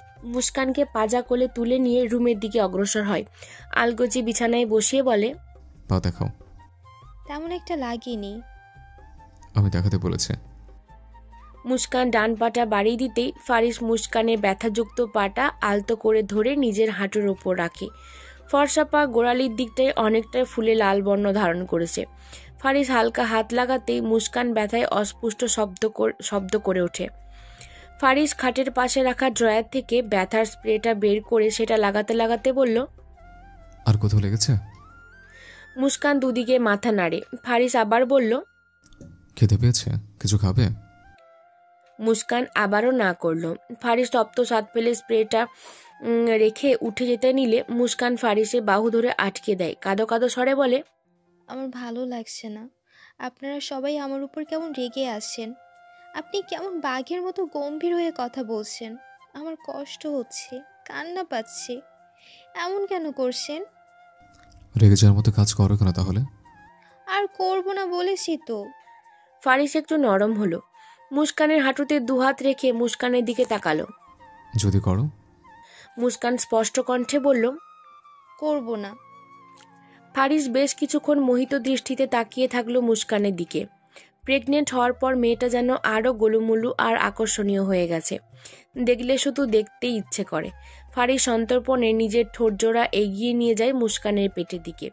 কামিজের ওপরেই আলতো করে ঠোঁট ছুঁয়ে সেখানে নাক ঘষে বলে, জান বেরিয়ে গিয়েছিল আমার, এখনো মনে হলে হৃৎপিণ্ড ধুকভুক করে। তোমাদের কিছু হলে মরে যাবো, আমি একেবারে মরে যাব। মুস্কানের সমস্ত শরীর লোম দাঁড়িয়ে গেল। বক্ষস্থলে তোলপাড় শুরু হলো। ফারিসের মোলায়েম চুলগুলোতে হাত ডুবিয়ে অস্পষ্ট স্বরে বলল, আমরা ঠিক আছি তো। রিতার বিয়ে ঠিক করেছে মুকলেশ, তাও আবার 2 বাচ্চার বাপ একটা বয়স্ক লোকের সাথে। পাত্রের আছে অঢেল টাকা পয়সা। পাত্র নিজে রিতার বাবাকে কথা দিয়েছে মেয়ে ওনার কাছে বিয়ে দিলে উনি নগদ 5 লাখ টাকা মুকলেশের হাতে তুলে দেবেন। তাছাড়া মুকলেশের ব্যবসা যত লস যাচ্ছে সব মিটিয়ে দেবেন। রিতার নামে জায়গা দিবেন, যেটার মালিক নামে মাত্র রিতা, কিন্তু আসল মালিকানা থাকবে মুকলেশ শেখ। এত কিছু পাওয়ার লোভে পড়ে মুকলেশ কাউকে না জানিয়ে একমাত্র মেয়ের বিয়ে ঠিক করে ফেললেন টাকওয়ালা ওই বয়স্ক লোকের সাথে। এমনকি নিজের ছেলেকেও জানাননি। ছেলের পরিবর্তন মুকলেশ শেখ মেনে নিতে পারছেন না। এত বছর ধরে ছেলেকে পুষ মানিয়ে নিজের আয়ত্তে এনে এখন হঠাৎ সেই ছেলে তার মায়ের হাতের বাইরে চলে গেল। সারাক্ষণ মা মা করে আর ফোন নিয়ে পড়ে থাকে। ছেলেকে এখন আর বিশ্বাস করে না মুকলেশ শেখ। বোনের বিয়ে এমন লোকের সাথে ঠিক করেছে জানলে যদি বাধা দিয়েই বিয়েটা ভেঙে দেয় তাহলে আমও যাবে, ছালাও যাবে। তাই যা করার উনিই করেছেন। মেয়ে রিতাকে মায়ের সাথে দেখা করাতে নেবে এটা সেটা বললে তাকে কাজী অফিসে নিয়ে আসেন। 5 লাখ টাকা অলরেডি নিজের পকেটে পুরে নিয়েছেন। যত তাড়াতাড়ি বিয়েটা হয়ে যায় তত ভালো। একবার বিয়েটা হয়ে গেলে তখন আর কোনো চিন্তা থাকবে না। কাজী অফিসের সামনে এসে যখন রীতা বাবারের নিকৃষ্ট মনোভাব বুঝতে পারে তখন ঘেন্নায় তার গা গুলি আসে, কান্নাকাটি করে, বাবার পায়ে ধরে। ওই রকম একটা লোকের সাথে তাকে বিয়ে না দেওয়ার জন্য রিকোয়েস্ট করে, কিন্তু মোগলের শেখের কানে কথা ঢোকে না। উনি মেয়েকে বুঝ দেন সে খুব সুখী হবে, টাকার ওপর ঘুমাতে পারবে, যা ইচ্ছা তাই করতে পারবে। রীতা যখন কাঁদতে কাঁদতে জ্ঞান হারিয়ে ফেলবে ঠিক তখনই অস্বাভাবিকভাবে ছুটে আসে তার ভাই। রিশাদকে দেখে রীতার কলিজায় পানি আসে, বাবার হাত থেকে কোনো রকমে ছুটে ভাইকে গিয়ে জড়িয়ে ধরে। দাদির থেকে জানতে পেরেছি রিশাদ তার বাবার এমন নিচু কাজ সম্পর্কে। রিশাদের দাদি আর যাই হোক ছেলের পাশাপাশি নিজের নাতি নাতনিদেরও খুব ভালোবাসেন। রিশাদ এখন সচরাচর বাড়িতে থাকে না বলে বাবার এমন পরিকল্পনা সম্পর্কে জানতে পারেনি। যখন জানতে পারে আর 1 মিনিটও সময় ব্যয় না করে বোনকে বাঁচাতে ছুটে আসে। দুপুরে খাওয়ার পর নিজের রুমে একটু হাঁটাহাঁটি করছিল মুস্কান। ফারিস বাড়ি নেই, কাজের জন্য আজও ঢাকার বাইরে গেছে। ফাইজা মুস্কানের দরজার সামনে 5 মিনিট যাবৎ দাঁড়িয়ে আছে। কাল সারা রাত সে ঘুমাতে পারেনি মুস্কানের সাথে এমন একটা বাজে ব্যবহার করার জন্য। হঠাৎ যে কি হলো তার নিজেও বুঝল না সে তো ভেবেছিল মুস্কান অন্য সব ভাবিদের মতো ডাইনি ভাবি হয়ে গেছে। বাবা মা ফারিস ভাইয়া সবাইকে রিশাদের কথা বলে দিয়ে তাকে অন্য কারোর সাথে বিয়ে দেওয়ার ফন্দি আঁটছে। কিন্তু মুস্কান কত সুন্দর করে কথা কাটিয়ে তার ভাইয়ের হাত থেকে তাকে বাঁচিয়ে দিল। না না, তার এমন লক্ষ্মী একটা ভাবির সাথে এমন ব্যবহার করা মোটেও ঠিক হয়নি তার। মনে মনে এখনও খুব গিল্টি ফিল করছে ফাইজা। মুস্কানের সাথে ভাব জমানো না পর্যন্ত শান্তি হবে না তার। এই জন্যই সকাল থেকে উসখুস করতে করতে এখন ছুটে এসেছে মুস্কানের কাছে। দরজায় টুকটাক শব্দ শুনে মুস্কান গলা চড়িয়ে জিজ্ঞেস করলো, কে? ভাবি, আমি ফাইজা, তোমার সাথে কথা ছিল। আসো ভেতরে, দরজা তো খোলাই আছে। ফাইজা মুখটাকে চুরি করা চোরের মতো অসহায় বানিয়ে মুস্কানের ঘরে ঢুকলো। মিনমিনিয়ে বলল, তোমাকে সরি বলতে এসেছি। মুস্কান শীতল চোখে তাকিয়ে রইল। ফাইজা আবার বলতে লাগলো, আমি জানি তুমি আমার ওই কথাগুলোতে খুব কষ্ট পেয়েছো। আমার তোমাকে ওইভাবে বলা উচিত হয়নি ভাবি। প্লিজ আমাকে ক্ষমা করে দাও। আমি আর কখনো তোমার সাথে এরকম আচরণ করব না। এই যে কানে ধরছি, প্রমিস করছি। আমি কোনো কষ্ট পাইনি ফাইজা। ননদ ভাবিদের মধ্যে এইগুলো অ্যাভেলেবেল হয়ে থাকে, আর এখানে দোষ আমারও ছিল। মোটেও এখানে তোমার দোষ ছিল না, আমার ছিল। আর বললেই হলো, কষ্ট পাও না। আমি আমি জানি আমার রুমে বলা কথাগুলোই তুমি খুব কষ্ট পেয়েছো। তাই নাকি? হুম। তাহলে ওগুলো বললে কেন? রাগের মাথায় বলে ফেলেছি ভাবি, আর কোনোদিনও বলবো না। সত্যি বলছি, এবারের মতো ক্ষমা করে দাও। মুচকি হাসে মুস্কান। এভাবে বললে কি ক্ষমা না করে থাকা যায়? ফাইজার চোখ খুশিতে চকচক করে ওঠে। লাফ মেরে সে মুস্কানকে জড়িয়ে ধরে, তবে হালকা করে ধরেছে যেন তার ভাতিজা ভাতিজিরা ব্যথা না পায়। মুস্কান এবার শব্দ করেই হাসে। তোমার ভাইয়ের মতো তো তুমিও আমাকে কম ভালোবাসো না, তাহলে এত হিংসা কেন? ফাইজা দুষ্টু কণ্ঠে বলে, ওই তো মায়ের সাথে সিরিয়াল দেখতে দেখতে দুষ্টু ননদ হওয়ার ট্রাই করছিলাম, আর করবো না। ফাজিল। ফাজিল নয়, ফাইজা। এবার দুজনই খিলখিলিয়ে হেসে ওঠে। দরজার আড়াল থেকে তাজমহলও তাদের দেখে গাল ভরে হাসেন। সেই দুপুরে পর থেকে ফাইজা মুস্কানের ঘরে এসে তার সাথে কথায় মজে আছে। এখন প্রায় সন্ধে হওয়ার কাছাকাছি। মুস্কান ফাইজাকে বোঝাতে চাইছে রিশাদ কেমন ছেলে, কিন্তু ফাইজা বুঝতে চাইছে না। তার মতে রিশাদ ভালো হয়ে গেছে, আর এটা নিয়ে ননদ ভাবির মধ্যে সামান্য কথা কাটাকাটি চলছে। না ভাবি, রিশাদ সত্যিই এখন আগের মতো নেই, বিশ্বাস করো। আমি কিভাবে বিশ্বাস করাবো ফাইজা? রিশাদ ভাইয়া আমার সাথে যে আচরণগুলো করেছে তার থেকে আমি কেউই বিশ্বাস করতে পারবে না ওনাকে। আর ফুপিমনির কথা তো তুমি নিজে শুনেছো। আমার জন্য রিশাদ ভাইয়া ফুপিমনির সাথে কি কি করেছে তাও শুনেছো। এরপরও তুমি রিশাদ ভাইয়াকে কি করে নিজের মন দিতে পারলে? তোমার ধারণা ভুল ভাবি। রিশাদ তোমার সাথে ওই রকম আচরণ করার পেছনেই কারণ ছিল। রিশাদ তোমাকে পছন্দ করতো, এও সত্যি। তোমাকে পাওয়ার জন্য এসব করেছিল। রিশাদ ওর ফ্রেন্ডদের থেকে ইন্সপায়ার হয়ে এমনটা করেছে। রিশাদের বন্ধুরা এভাবেই মেয়েদের পটাতো, তাদের সাথেই ফ্ল্যাট করতো। সে ভেবেছিল তোমার সাথে এসব করলে তোমারও ওকে ভালো লাগবে। রিশাদের ফ্রেন্ড গ্রুপটা একদম ভালো না ভাবি, খুব বাজে। ও ওদের সাথে মিশে এরকম হয়েছে। আমার কথায় রিশাদ এখন আর ওসব বন্ধুদের সাথেই মিশে না। নেশা করাও কমিয়ে দিয়েছে, ধরতে গেলে ছেড়েই দিয়েছে। এমন টুকটাক নেশা আড্ডা মাস্তান তো বড়লোকে ছেলেরা করেই, তাই না বলো? এরকম লজিক ছাড়া কথায় কোনো লাভ হবে না ফাইজা। রিশাদ ভাইয়া তোমাকে যা বোঝাচ্ছে তুমি অন্ধের মতো তাই গেলে যাচ্ছ। আমার বারণগুলো, দুনিয়াতে সবচাইতে কঠিন হচ্ছে মানুষ চেনা। রিশাদ ভাইয়ার মতো ছেলে কখনোই ভালো হতে পারে না। যেই ছেলে নিজের মায়ের সাথে এমন আচরণ করতে পারে সেই ছেলে আর যাই হোক এত সহজে ভালো হবে না। ভালোবাসা সব পারে ভাবি, ভালোবাসাই পারে একজন মানুষকে পুরোপুরি বদলে দিতে। ভালোবেসে যদি একটা প্রাণীকেও বসে আনা যায়, তাহলে রিশাদ তো সুস্থ মস্তিষ্কের রক্তে মাংসে করা একজন মানুষ। সে কেন পরিবর্তন হতে পারবে না? রিশাদ তোমাকে ভুলে আমাকে নিয়ে স্বপ্ন দেখতে শুরু করেছে ভাবি, আমার জন্য নিজেকে পরিবর্তন করেছে। তুমি কেন বিশ্বাস করতে চাইছো না? ফুপিমনির সাথে ওই ব্যবহারগুলো করে রিশাদ এখনো অনুতপ্ত। তুমি দেখোনি সে কতবার ফুপিমনির কাছে ক্ষমা চাইতে এসেছে, তাকে বাড়ি নিয়ে যাওয়ার চেষ্টা করেছে, সারা রাত আমাদের বাড়ির রাস্তায় অপেক্ষা করেছে। মাকে ভালো না বাসলে সে এইরকম কেন করবে? নেশার ঘরে কেউ তো কত কথাই বলে। নেশা কেটে গেলে বুঝতে পারে রিশাদদের সাথেও এরকমই হয়েছে ভাবি। সে এখন ফুপিমনির জন্য কাঁদে। কাছের মানুষ চলে গেলেই মানুষ তার মূল্য বুঝতে পারে। ফুপিমনি চলে যাওয়ার পর রিশাদ বুঝেছে যে তার মাকে কতটা ভালোবাসে। ওই দিন ফারিস ভাইয়ার কথাগুলো ও রিশাদকে অনেকটা নাড়িয়ে দিয়েছে। সে প্রতিনিয়ত ফুপিমনির সাথে বাজে ব্যবহারের জন্য নিজেকে কষ্ট দিচ্ছে। বাড়িতে ঠিকমতো থাকছে না, ঘুমাচ্ছে না, খাচ্ছে না। আমি রিশাদের ভিতরটা দেখি ওর প্রেমে পড়েছি ভাবি। রিশাদ উপর দিয়ে যেমনই হোক ওর ভিতরটা খুব নরম। মুস্কান তপ্ত নিঃশ্বাস ফেলে বলে, তোমার কথাগুলো শুনে আমারও খুব ইচ্ছে করছে রিশাদ ভাইয়াকে বিশ্বাস করতে। উনি সত্যি পরিবর্তন হয়েছেন সেটা বিশ্বাস করতে, কিন্তু আমি পারছি না ফাইজা। আমার মন মানছে না। এভাবে একটা মানুষকে অন্ধের মতো বিশ্বাস করা ঠিক না। রিশাদ ভাইয়ার থেকে দূরে থাকার চেষ্টা করো তুমি। তোমার বাবা মা ভাইয়া কখনো তোমাকে রিশাদ ভাইয়ার সাথে মেনে নিবে না। ফাইজার বুকটা কেঁপে ওঠে। কেন ভাবি এইভাবে বলছো কেন? আমরা কি একজন মানুষকে ভালো হওয়ার সুযোগ দিতে পারি না? আর তাছাড়াও আমি তো এখনই রিশাদকে বিয়ে করতে চাচ্ছি না। আমাদের সম্পর্কটা এভাবেই চলতে থাকুক না। রিশাদের পরিবর্তনটা আস্তে আস্তে বাবা মা ফারিস ভাইয়া সকলের চোখে পড়ুক। যখন সকলের চোখে রিশাদকে আসলে অন্যরকম মনে হবে, তখন না হয় আমাদের সম্পর্কের কথা সবাই জানবে। ততদিন পর্যন্ত রিশাদ নিজেকে পুরোপুরি প্রস্তুত করুক, আমাকে বিয়ে করার মতো পরিস্থিতি গড়ে তুলুক। আমি রিশাদকে বলেছি আমি আর তার জন্য অপেক্ষা করব।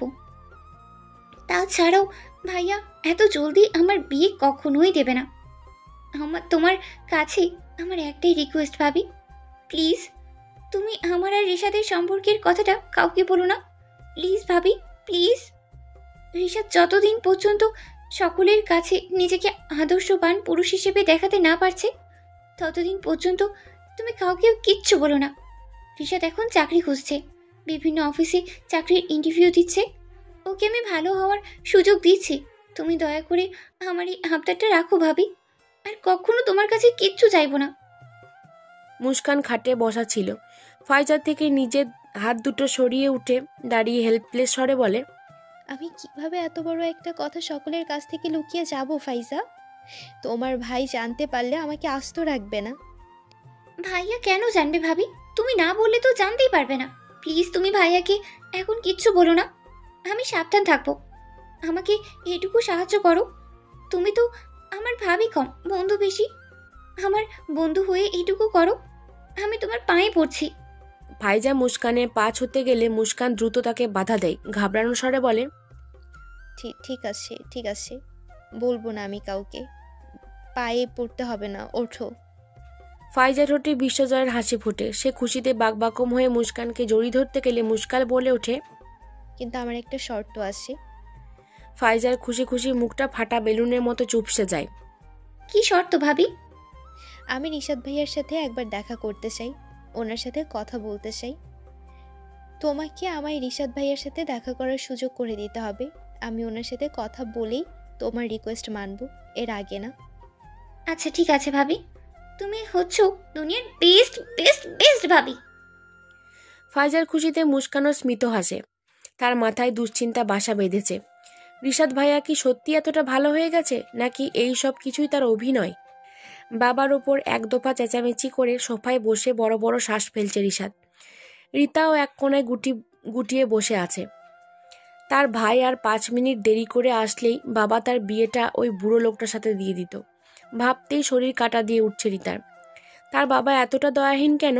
সে কত কাঁদলো, মিনতি করলো, পা জড়িয়ে ধরলো, তাও মায়া হলো না। নিজের বাড়ির ড্রয়িং রুমে দাঁড়িয়ে চিৎকার করে ছেলেকে ধমকাচ্ছে মোগলেশ। এই ছেলের জন্য আজ এতগুলো টাকা সম্পত্তি সব কিছু হাতছাড়া হয়ে গেল। মেজাজ এখন তার আকাশতুম্বী। রিশাদ বাবার চেঁচামেচির পরোয়া করছে না। তার মাথায় এখনো আগুন জ্বলছে। সে ওই টাক মাথার ভুঁড়ি ওলা লোকটাকে আরও 2-4 ঘা দিতে পারলে শান্তি পেত। কত বড় সাহস! 2 পা কবরে চলে গেছে, এই বয়সে এসেছে তার বোনকে বিয়ে করতে। বিয়ে করার শখ সারা জীবনের জন্য ঘুচিয়ে দিত, যদি না তার বাবা বাধা দিত। এবার তো শুধু মাথা ফাটিয়েছে, পরের বার দেখা হলে মাথায় আর রাখবে না। তুই আমার কাছে বাধা দিয়েছিস কোন সাহসে? তোকে সব কিছু কে জানিয়েছে? চুপ করে আছিস কেন? বল, কে জানিয়েছে তোকে? কে জানিয়েছে সেটা বড় কথা নয়। তুমি রিতার বিয়ে ওইরকম একটা লোকের সাথে কি করে ঠিক করতে পারলে? করেছো তো করেছো, আবার কাউকে জানাওনি, আমাকেও না। আমার মেয়ের বিয়ে আমি যার সাথে খুশি তার সাথে ঠিক করব, তোকে বলবো কেন? তোমার মেয়ে বলি তো তুমি জোর করে তার উপর চালিয়ে দিতে পারো না। আমি রিতার ভাই, আমার অধিকার আছে জানার। আমাকে তোর গায়ে হাত তুলতে বাধ্য করিস না রিশাদ। তোর জন্য আমার এতগুলো টাকা লস হয়ে গেল। নিজের মেয়ের থেকে তোমার কাছে টাকা বড় হলো? কেমন বাবা তুমি? রিশাদ, ঠিক সেই মুহূর্তে শ্বশুরবাড়ির সদর দরজা দিয়ে হন্ততন্ত হয়ে ড্রয়িং রুমে প্রবেশ করলো জিন্নাত। মাকে দেখে রিতা দৌড়ে গিয়ে তাকে জড়িয়ে ধরল। সঙ্গে সঙ্গে এতক্ষণে চাপিয়ে রাখা কান্না হাউমাউ করে মায়ের কাছে উগড়ে দিল রিতা। মাকে চেপে জোরে জোরে কাঁদছে সে। এতগুলো দিন বাদে মেয়েকে দেখে জিন্নাতেরও চোখ ভরে অশ্রুর দেখা মিলল। এইসব খবর চাপা থাকে না। শ্বশুরবাড়ির এক প্রতিবেশী ভাবির ফোন পেয়ে সব জানতে পারে জিন্নাত। আর জানা মাত্রই মেজো ভাই জামিলকে নিয়ে ছুটে শ্বশুরবাড়িতে আসে। বাড়ির বাইরেও তাদের বাবা ছেলে চেঁচামেচিতে অনেক মানুষের ভিড় জমে গেছে। এতগুলো দিন বাদে মাকে বাড়ি আসতে দেখে রিশাদের বুকে প্রশান্তির হাওয়া বয়ে যায়। খুশিতে চোখ মুখ উজ্জ্বল হয়ে ওঠে। মানছে সে বেপরোয়া চলাচলে, লোকে তাকে বাজে বলে, তাই বলে সে টাকার বিনিময়ে নিজের বোনকে বিক্রি করে দেবে? অসম্ভব। সে যত খারাপই হোক না কেন মা আর বোনকে খুব ভালোবাসে। হ্যাঁ, তার বাবা তার মাকে গালাগালি করার সময় সে প্রতিবাদ করেনি, কিন্তু সে তো তখন মাতাল ছিল।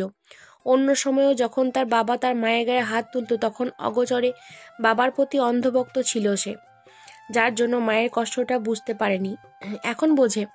এখন তার মধ্যে মনুষ্যত্ব ফিরে এসেছে।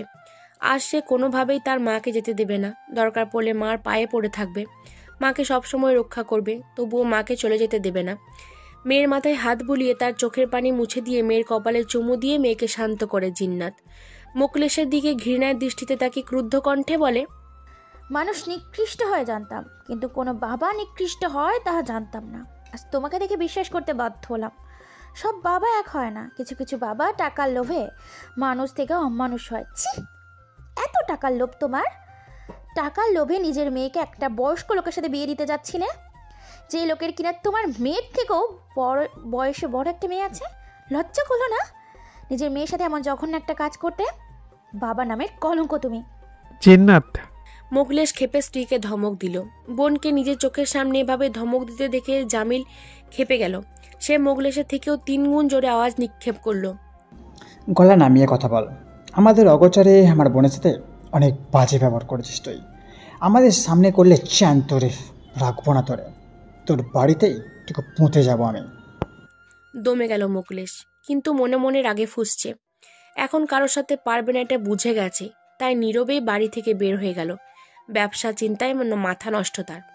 চল আমার সাথে, তোর আর এই বাড়িতে থাকতে হবে না। রিতাকে কথাটা বলে তার হাত ধরে টেনে বাড়ি থেকে বের হয়ে যাচ্ছিল জিন্নাত। যা দেখে ছুটে এসে মায়ের পথ আটকে দাঁড়ালো রিশাদ। অসহায় কণ্ঠে বলল, যেও না মা, প্লিজ। জিন্নাতের মায়ের মন নাড়া দিয়ে ওঠে। ইস, ছেলেটা কি অবস্থা করেছে নিজের, কতটা শুকিয়ে গেছে। যতই হোক মা তো, সন্তানের কষ্টতে মায়েরই পুরাই বেশি। রিশাদের চোখ লাল, গলার স্বর করুন। তোমায় ছাড়া আমরা ভালো নেই মা, বাড়িটা একদম শূন্য লাগে। জিন্নাত ঠোঁট চেপে কান্না আটকায়। এবার রিশাদের দাদি এগিয়ে এসে জিন্নাতের কাছে। থাকো না বউ, পোলা মায়াগুলার দিকে তাকানো যায় না। মা ছাড়া কি সংসারে শান্তি আছে? তুমি চইলা যাওয়ার পর থেকে বাড়িটা কেমন মরা মরা হইয়া গেছে। জিন্নাত ভেজা গলায় বলল, আমি কি করে থাকবো আম্মা? আপনার নাতি তো আমাকে ঘৃণা করে। কথাটা বলতেই চোখ ঝরে পানি পড়ে জিন্নাতের। হঠাৎ রিশাদ তার মায়ের পা ঝরিয়ে বসে পড়ে। কান্না মিশ্রিত ভাঙা গলায় বলতে লাগে, ক্ষমা করে দাও মা, আর কোনো দিন তোমাকে কষ্ট দিয়ে কথা বলবো না। শেষবারের মতো ক্ষমা করে দাও। তোমায় ছাড়া ভালো নেই আমরা। আই লাভ ইউ মা, তোমায় অসম্ভব ভালোবাসি। ওই কথাটা মন থেকে বলিনি আমি। ক্ষমা করে দাও প্লিজ, আমাকে ক্ষমা করে দাও। রিশাদের টুপটাপ চোখের পানি জিন্নাতের পায়ে পড়ছে। জিন্নাত আর নিজেকে কঠোর রাখতে পারল না। ছেলের সামনে হাঁটু ভেঙে বসে ছেলেকে জড়িয়ে ধরল। মা ছেলে দুজনেই কাঁদছে। বেশ অনেকক্ষণ সময় বের হওয়ার পর জামিল কথা বলল, বাড়ি চল জিন্নাত, রিতাকেও নিয়ে চল। ওকে এখানে রাখা ঠিক হবে না। মামার দিকে করুণ চোখে তাকায় রিশাদ। অনুরোধের স্বরে বলে, মাকে নিয়ে যাবেন না মামু। জমিলের গুরু গম্ভীর স্বর। আমি আমার বোনকে তোর বাবার মতো একটা পশুর কাছে রেখে যেতে পারবো না। আমি থাকতে মায়ের কিচ্ছু হবে না, আমি কথা দিচ্ছি আপনাকে। মা এখানে সেফ থাকবে। আমি তোকে বিশ্বাস করি না জিন্নাত, আয়। জিন্নাতকে উদ্দেশ্য করে রিশাদ মায়ের হাত চেপে ধরে। প্লিজ মা, যেও না। আমাকে লাস্ট একটা সুযোগ দিয়ে দেখো, প্রমিস করছি বাবাকে কখনো তোমার গায়ে হাত তুলতে দেব না। জিন্নাত আলতো করে নিজের হাত ছেলের হাত থেকে ছাড়িয়ে নেয়। জামিলের সামনে দাঁড়িয়ে বলে, আমি আমার ছেলে মেয়েদের সাথে থাকতে চাইছি ভাই, ওদের আমার প্রয়োজন। তুমি একাই ফিরে যাও। জিন্নাতের সিদ্ধান্তে রিশাদ সহ তার পরিবারের সকলে ঠোঁটে আনন্দের হাসি ফুটে ওঠে। জামিল চিন্তিত স্বরে বলে, কিন্তু মোকলেশ যদি তোর সাথে আবার কোনো। ভাইকে বাকি কথাটা শেষ করতে দেয় না জিন্নাত। তার আগেই বলে ওঠে, আমার ছেলে আমার কিছু হতে দিবে না ভাই, কেন যেন ওর উপর বিশ্বাস রাখতে ইচ্ছে করছে। মায়ের কথায় প্রশান্তিতে বুক ভরে ওঠে রিশাদের। চোখে খুশিদের আনাগোনা। ঠিক আছে, তোর সংসার তোর মর্জি, থাকতে চাইছিস থাক, কিন্তু আমিও বলে রাখছি, এরপর যদি ওরা তোর গায়ে হাত তুলে বা তোর ওপর কোনো রকম অমানবিক আচরণ করার চেষ্টা করে, আমি কিন্তু ওদের কাউকে ছাড়বো না বলে দিলাম।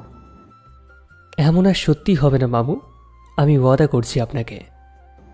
ওয়াদা যখন করছিস পালন করার চেষ্টা করিস, এই শেষবার তোর জন্য। জামিল চলে গেল। জিন্নাত থেকে গেল শ্বশুর বাড়িতে। ফাইজা মুস্কানকে রিশাদের সাথে দেখা করাবে বলেই 1 মাস চলে গেল। তারা কোনোভাবেই বাড়ি থেকে বের হওয়ার সুযোগটা পাচ্ছে না। তাজমহল কোনোভাবেই মুস্কানকে এই অবস্থায় বাড়ির বাইরে যেতে দিচ্ছে না, সেটা তারা যতই বাহানা দিক না কেন।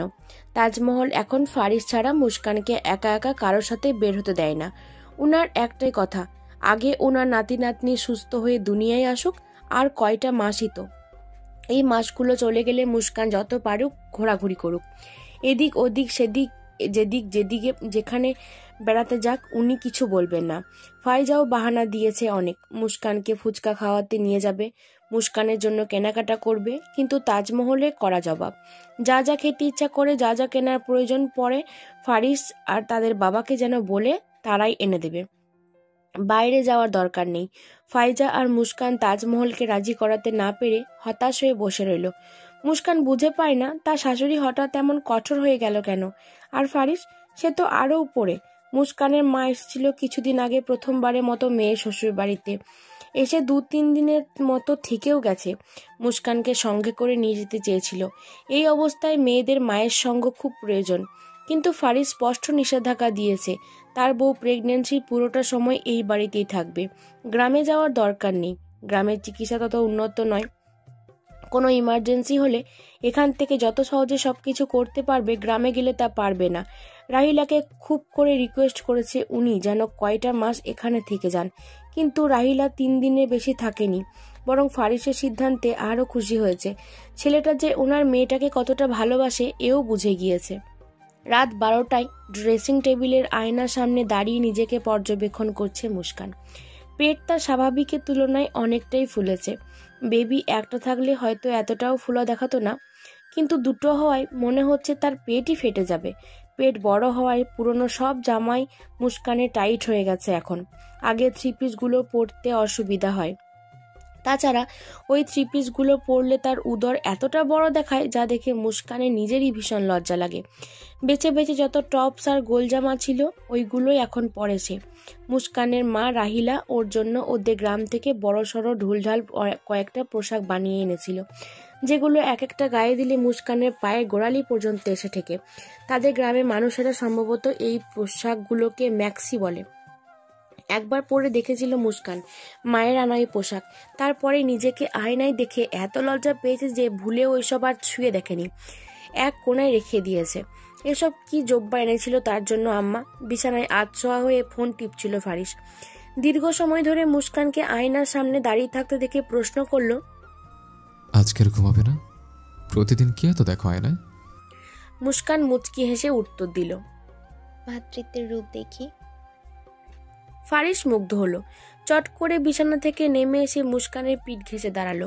আলতোভাবে মুস্কানকে পেছন থেকে জড়িয়ে ধরে কাঁধে চিবুক ঠেকিয়ে বলল, খুব আদর লাগে তোমায় এখন।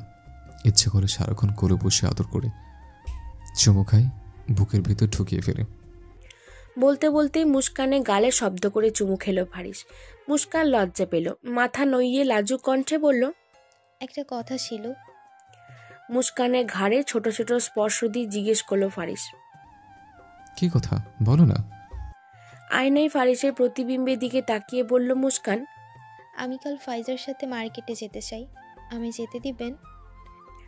ফারিসের রোমান্টিক মুড অটোমেটিক চেঞ্জ হয়ে গেল। মুস্কানকে ছেড়ে বিছানায় গিয়ে শটান হয়ে বসে বলল, কোনো প্রয়োজন নেই, কি আনতে হবে বলো, আমি নিয়ে আসবো। মুস্কান এগিয়ে এসে ফারিসের সামনে দাঁড়ালো, অনুরোধের সুরে বলল, যাই না, আপনি এখন আর আমাকে বাইরে যেতে দেবেন না কেন? আমার কিছু হবে না, বিশ্বাস করুন। শুধু যাব আর আসবো, গাড়িতে করেই যাব। আমার খুব দরকারি কতগুলো ড্রেস কেনার আছে, ওগুলো কিনে এসে পরবো। একবার বললে শোনো না, কতবার বলতে হবে? যেতে বারণ করেছি মানে যাবে না। কিরকম ড্রেস আনতে হবে আমাকে বলো, আমি কালকের মধ্যে এনে দেব। মুস্কান হঠাৎ চটে গেল। কেন? আমার কি পার্সোনাল কোনো কিছু কেনার থাকতে পারে না? আমি কি এখন নিজে পছন্দ করে কোনো ড্রেসও কিনতে পারবো না? আমার দিকে ভালো করে তাকিয়ে দেখেছেন আপনি? আমি কতটা মোটা হয়েছি, প্রতিটা জামা পরতে কতটা অসুবিধা হয় এখন, যেটাই পরি পেটের দিকে আটকে যায়। এতটুকু বলে নাক টেনে ফোপাতে শুরু করলো মুস্কান। ইদানিং তার অল্পতেই মুড চেঞ্জ হয়ে যায়, এই খিটখিটিয়ে উঠে তো এই আবার প্রফুল্ল। শুধু শুধুই কেঁদে ভাসিয়ে দেবে, আবার নিজে নিজেই ঠিক হয়ে যাবে। ডক্টর বলেছে এই অবস্থায় মেয়েদের মেজাজ কিছুটা এইরকমই থাকে, শুধু শুধু কান্না করবে, রাগ করবে, জেদ ধরবে, হাসবে, যার জন্য বেশি মাথা ঘামানো না ফারিস। চুপচাপ বিছানায় চিৎপটাং হয়ে শুয়ে দুহাত ছড়িয়ে মুস্কানকে কাছে ডাকলো, ঘুমাবে, আসো, রাত অনেক হয়েছে। তোমার জন্য এত রাত জাগা মোটেও ঠিক না। মুস্কান ফুঁসে উঠে বলল, আপনি আমার কথা ইগনোর করছেন? কোথায় ইগনোর করছে? তোমার আর আমার মধ্যে পার্সোনাল বলতে কি আছে? যত ড্রেস কিনতে চাও কাল অনলাইন থেকে নিজে চুজ করে অর্ডার করো। এখন আসো, ঘুমাবো। মুস্কান সশব্দে চেঁচালো, অনলাইন থেকে ড্রেস কিনবো না আমি, আবায়া বানাবো নিজের ডিজাইন দিয়ে টেইলার্স থেকে। আমি না গেলে কি করে হবে? ঠিক আছে, আমি নিয়ে যাবো কাল। না, আমি আপনার সাথে যাব না, ফাইজার সাথে যাব। আপনার সময় থাকে না, আসার জন্য তাড়া দেন বেশি। ফারিস উঠে বসলো, বিরক্তি নিয়ে বলল, আশ্চর্য তো, বেবির আসার পরে কি এসব করতে পারবে না তুমি? এখনই কেন? বেবিরা পেটে আছে বলেই তো ওরকম ড্রেস বানাতে চাইছি। আর তাছাড়া আপনারা যে এত বলেন বেবিরা আসার পর আমাকে সব করতে, ওরা আসার সময় যদি আমি মারা যাই তখন? মুস্কান! ঘর কাঁপিয়ে গর্জে উঠল ফারিস। আচমকা গর্জনে মুস্কান দুপা পিছিয়ে গেল। ভয়ে তার বুকের ভেতর ধারাম ধারাম শব্দ হচ্ছে। হওয়ার বেগে ফারিস খাট থেকে নেমে এসে মুস্কানে দুই বাহু খাবলে ধরল। হিংস্র চোখে তাকিয়ে অত্যন্ত খ্যাপাস্বরে বলতে লাগলো, তোমার সব ছেলে মানুষের কথা মেনে নেই বলে ভাববে না, এটাও মেনে নেব। মরার কথা সে কি করে মুখ দিয়ে? কোন জিনিসের কমতে রেখেছে তোমার? ভালোবাসা কমতে রেখেছে কোথাও বলো? মুস্কান ঠকঠক করে কাঁপছে। তার একটা কথায় যে ফারিস এমন ভয়ঙ্কর খেপে যাবে ভুলেও ভাবতে পারেনি সে। কান্না জড়ানো ভয়ে ভয়ে বলল, আমি তো এমনি বলেছিলাম। এমনি কেন বলবে? মুস্কান আরও ভয় পেল, ভেজা কণ্ঠে বলল, মুখ দিয়ে হঠাৎ এসে পড়েছে, বুঝতে পারিনি আপনি এমন রেগে যাবেন। আর বলবো না। তোমার এই অন্যায় করে বারবার সরি করবো না বলবো না বলাই আমার বুকের ভিতর তখন বন্ধ হয়ে যাবে না? ক্ষণে ক্ষণে হার্ট অ্যাটাকের মতো যন্ত্রণা দাও তুমি আমায়। প্রতিনিয়ত তোমার চিন্তায় পাগল হয়ে যাচ্ছে আমি। কি করে দুটো বেবির মা হবে? কি করে ওদের দুনিয়াতে আনবে? তোমার আর বেবিদের কিছু হবে না তো? তোমার ঠিক থাকবে তো? কতটা রিস্ক নিতে হবে তোমাকে? এসব ভেবে মাথা কাজ করে না আমার। আর তুমি আমাকে মরে যাওয়ার ভয় দেখাও।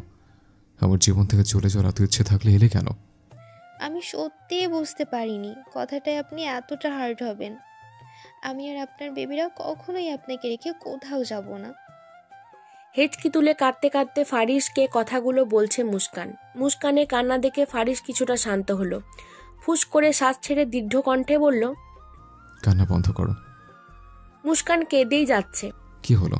কান্না বন্ধ করতে বললাম তো। মুস্কান তাও কাঁদছে। ফারিস ধমকে উঠল, স্টপ ক্রাই। সাথে সাথে মুস্কান কান্না বন্ধ করে দিল। চোখ ভর্তি পানি নিয়ে গোল গোল চোখ করে ফারিসের দিকে তাকালো। ফারিস মুস্কানের চোখের পানি মুছে দিল। আদুরে ভাবে বুকে টেনে শীতল স্বরে বলল, আর একটু কাঁদবা না, ওকে? মুস্কান ফারিসের বুকে মাথা দোলালো, নাক টেনে বলল, আমার আর কোনো ড্রেসের প্রয়োজন নেই, আর কোথাও যাবও না। আমি বেবিরা আসার পর সব করব। মুস্কানের বাচ্চামো কথায় হেসে দিল ফারিস। এই মেয়েটার সাথে রাগ করে থাকতেই পারে না সে। মুস্কান মুখ তুলে ফারিসকে দেখল। একটু কাঁদলেই তার নাক চোখ লাল হয়ে যায়। ফারিস সেদিকে তাকিয়ে মুস্কানের টকটকে লাল হয়ে যাওয়া নাকে ছোট্ট করে কামড় বসালো। তাকে আলতো করে ধরে খাটে বসিয়ে পানি খেতে দিল। মুস্কান পানি খেয়ে কিছু বলার আগেই ফারিস রুমের লাইট বন্ধ করে ড্রিম লাইট চালু করে দিল। হালকা টিমটিমে আলোয় বিছানায় শুয়ে মুস্কানকেও টেনে নিল নিজের বুকের ওপর। শরীরের সাথে চেপে ধরে মোলায়েম ভয়েসে বলল, চুপচাপ ঘুমাও এখন। কাল ড্রাইভার চাচাকে বলে দিব তোমাকে আর ফাইসাকে মার্কেটে নিয়ে যেতেন। না, যাব না আমি। কথা বলতে নিষেধ করেছি না? ঘুমাও। মুস্কান চুপ হয়ে গেল। রিশাদের সাথে দেখা করার জন্য সে আর ফাইজা খুব চেষ্টা করছে, কিন্তু বাড়ি থেকে বের হতে পারছে না। ফারিস নিষেধ করায় তাজমহলও তাকে কোথাও যেতে দিচ্ছে না, যার জন্য ভেবে রেখেছে আজ যে করেই হোক ফারিসকে রাজি করাবে সে। ড্রেস বানানো তো বাহানা মাত্র, আসল কারণ হচ্ছে রিশাদের সাথে দেখা করা। কিন্তু ফারিস নর্মাল কারণে যে হারে রেগে যাচ্ছে, ভুলক্রমেও যদি আসল কারণটা জানতে পারে তখন কি হবে?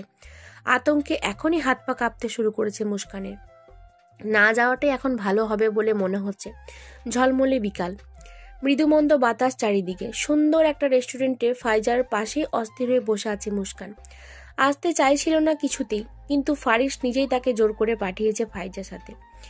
সে যে রকম ড্রেস পরতে চায় নিজে পছন্দ করে একদম সেই ড্রেসই যেন বানাতে দিয়ে আসে, এই বলে হাতে টাকাও গুঁজে দিয়েছে। মুস্কান লাগবে না, প্রয়োজন নেই বলেছে অনেকবার, কিন্তু ফারিস শোনেনি। সে ভেবেছে মুস্কান হয়তো অভিমান করে এমনটা বলছে, তাই সেই জোর দিয়ে পাঠালো। ব্যস্ততার জন্য মুস্কানের সাথে যেতে চেয়েও যায়নি ফারিস। ড্রাইভারকে কড়াকড়ি বলে দিয়েছে তাদের যেন সাবধানে নিয়ে যায়, আর শপিং শেষ হলে সাবধানে বাড়ি নিয়ে আসে। মার্কেটে গিয়ে চটপট বেশ কয়েকটা কাপড় কিনে টেলার্সে বানাতে দিয়ে মার্কেটের পাশেই একটা রেস্টুরেন্টে বসে আছে ফাইজা আর মুস্কান।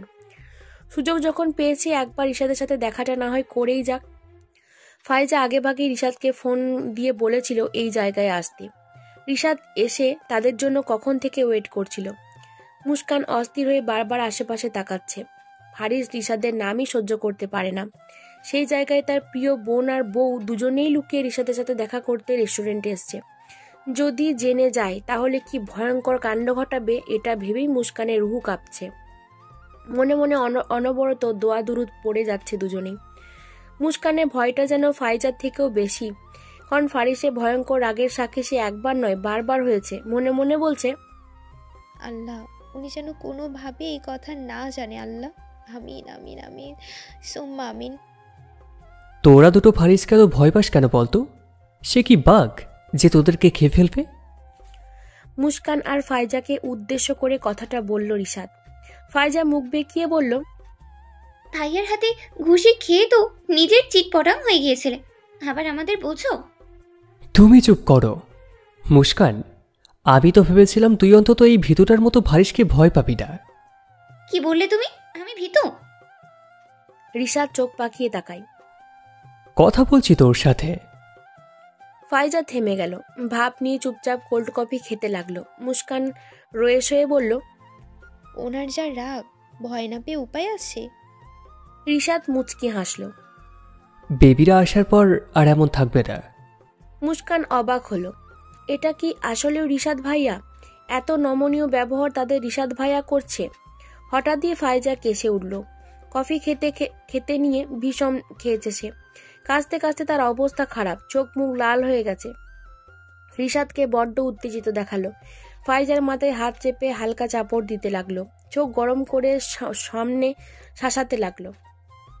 এত কেয়ারলেস কেন তুমি? সামান্য কফিও খেতে পারো না? নাকে মুখে মাথা তালুতে উঠিয়ে কেন খেতে হবে? ফাইজার কাশি বন্ধ হয়নি, সে এখনো কেসেই যাচ্ছে। রিশাদ চিন্তিত হয়ে দ্রুত ফাইজাকে পানি খাওয়াতে লাগলো। পিঠে হাত বুলিয়ে চুল ঠিক করে দেয়, শান্ত করার চেষ্টা করলো। আস্তে আস্তে খাও। সময় নিয়ে শান্ত হলো ফাইজা। রিশাদ নরম স্বরে বলল, ঠিক আছো? ফাইজান মাথা নাড়িয়ে হ্যাঁ বলল।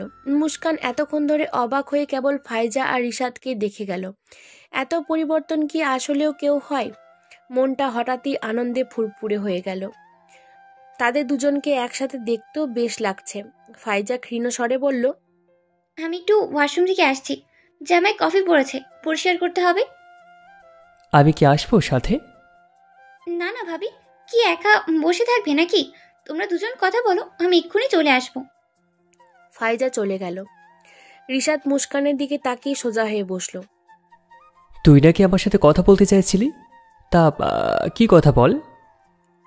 আর চোখে রিশাদের দিকে চেয়ে চোখ নামিয়ে ফেলল মুস্কান। এক হাত দিয়ে অপর হাতে তালু কচলাতে কচলাতে বলল, তুমি কি আসলেই ফাইজাকে ভালোবাসো, নাকি ওকে ঠকাতে চাচ্ছ রিশাদ ভাইয়া? রিশাদের নির্বিকার কণ্ঠ। তোর কি মনে হয়? আমি তোমার পরিবর্তন হজম করতে পারছি না। কেন? তোর পিছনে পড়ে থাকলে হজম করতে বুঝি? মুস্কান সাথে সাথে চোখ তুলে তাকালো। এসব কি বলছো? রিশাদ চেয়ারে হেলান দিয়ে বসলো, ভাবলেশীন ভঙ্গিতে বলল, ভুল কি বলেছি? একসময় তোর পিছনে যেভাবে পড়েছিলাম, সেখান থেকে এসব ভাবা অসম্ভব কিছু নয়। মুস্কান অস্বস্তিতে পড়ে গেল। শুষ্ক ঠোঁট দুটো ভিজিয়ে পুনরায় প্রশ্ন করল, আমার কথার স্পষ্ট উত্তর দিচ্ছ না কেন? ফাইজাকে কি সত্যি ভালোবাসো? শার্টের কলার টেনে উঁচু করে জবাব দিল রিশাদ। Any doubt? মুস্কান কিছু বলতে নিবে, তার আগেই রিশাদ আবার বলল, এটা ঠিক যে আমি তোকে পছন্দ করতাম, হয়তো এখনো ভালো লাগে। তোর জন্য আমার মনের এক কোণায় একটু হলেও দুর্বলতা আছে, সেটা আমি অস্বীকার করতে পারি না। কিন্তু তাই বলে আমি ভাইজার ভালোবাসাকেও দূরে ঠেলে দিতে পারি না। যে মেয়েটা আমার মতো পাথরের বুকে ফুল ফুটিয়েছে, আমাকে অমানুষ থেকে মানুষ করতে সাহায্য করেছে, আমার ভালো মুখোশটা ভিতর থেকে টেনে সামনে এনেছে, আমাকে ভালোবাসতে শিখিয়েছে, তাকে না ভালোবেসে যাবোটা কোথায়? আমার নিজেকে জোর করে হলেও যে ভাইজাকে ভালোবাসতে হবে। তোর সাথে আমি অনেক খারাপ আচরণ করেছি, যেটার জন্য আমি অনুতপ্ত। মাফ করে দে আমাকে। আমি ভাইজাতে সন্তুষ্ট থাকতে চাই, ওর সাথে ঘর বাঁধতে চাই। ভাইজাই একমাত্র মেয়ে যে আমার অনুভূতিগুলো বোঝে, আমার কষ্ট বোঝে, আমার দুঃখে দুঃখী হয়, আমার হাসিতে হাসে। এমন একটা মেয়েকে আমি কখনোই পায়ে ঠেলে দূরে সরাতে পারবো না, সেটা তো জামাই শ্বশুর না মানলেও না। আশা করি তুই তোর উত্তর পেয়ে গেছিস। মুস্কানের কপালে বিন্দু বিন্দু ঘাম, চোখে চিন্তার রেখা। নীরব দর্শকের মতো কেবল শুনেই গেল রিশাদের কথাগুলো। রিশাদের কথা শুনে যতটুকু বুঝেছে, রিশাদ কখনো ফাইজাকে ছাড়বে না। আর ফারিসকে যতটুকু চেনে, সে ভুলেও নিজের বোনকে রিশাদের হাতে তুলে দেবে না। ও গড, কি যে হবে! ভাবি! ফাইজাটাকে ধ্যান ভাঙে মুস্কানের। ফাইজা দ্রুত এসে মুস্কানের সামনে ফোন তাক করে বলে, ভাইয়া কন্টিনিউয়াস কল করেই যাচ্ছে, সন্ধ্যা হয়ে গেছে। উই আর টু লেট ভাবি, এক্ষুনি বাসায় যেতে হবে, জলদি ওঠো। মুস্কান চিন্তিত স্বরে বলল, আমার ফোন কোথায়? নিশ্চয়ই আমাকে কল দিয়ে না পেয়ে তোমাকে কল করছে। তোমার ফোন তো গাড়িতে ব্যাগের ভিতরে। কি বলো? এখন কি হবে? যা হবে পরে দেখা যাবে ভাবি, এখন জলদি চলো, ভাইয়া না হলে এখানে এসে যাবে। মুস্কান আর ফায়জা হন্ততন্ত হয়ে চলে যেতে নিলে রিশাদ পিছু ডাকে। তোরা দুটোতে আবার ওই হিটলারের ভয়ে পালাচ্ছিস? এমনভাবে যাচ্ছিস মনে হয় আজরাইল আসছে, এক্ষুনি চান কবজ করবে। আরে আমি অধমের দিকে একটু খেয়াল করে দেখ। তুমি আবার আমার ভাইয়াকে হিটলার বললে? রিশাদ ফায়জার কথায় পাত্তা দিল না। মুস্কানের সামনে এসে নির্বিকার ভঙ্গিতে বলল, বাড়ি গিয়ে স্বামীর মাথায় ভালো করে তেল মালিশ করিস, কিছুদিনের মধ্যে খুব বড় সড়ো শখ খেতে যাচ্ছে। আগে থেকে মাথাটা ঠান্ডা রাখা প্রয়োজন। আর পারলে আমার কিছু গুণগানও করিস, যেন তোর জামাইকে পড়াতে একটু সুবিধা হয়। ব্যাটা তো সহজে পড়বে বলে মনে হচ্ছে না।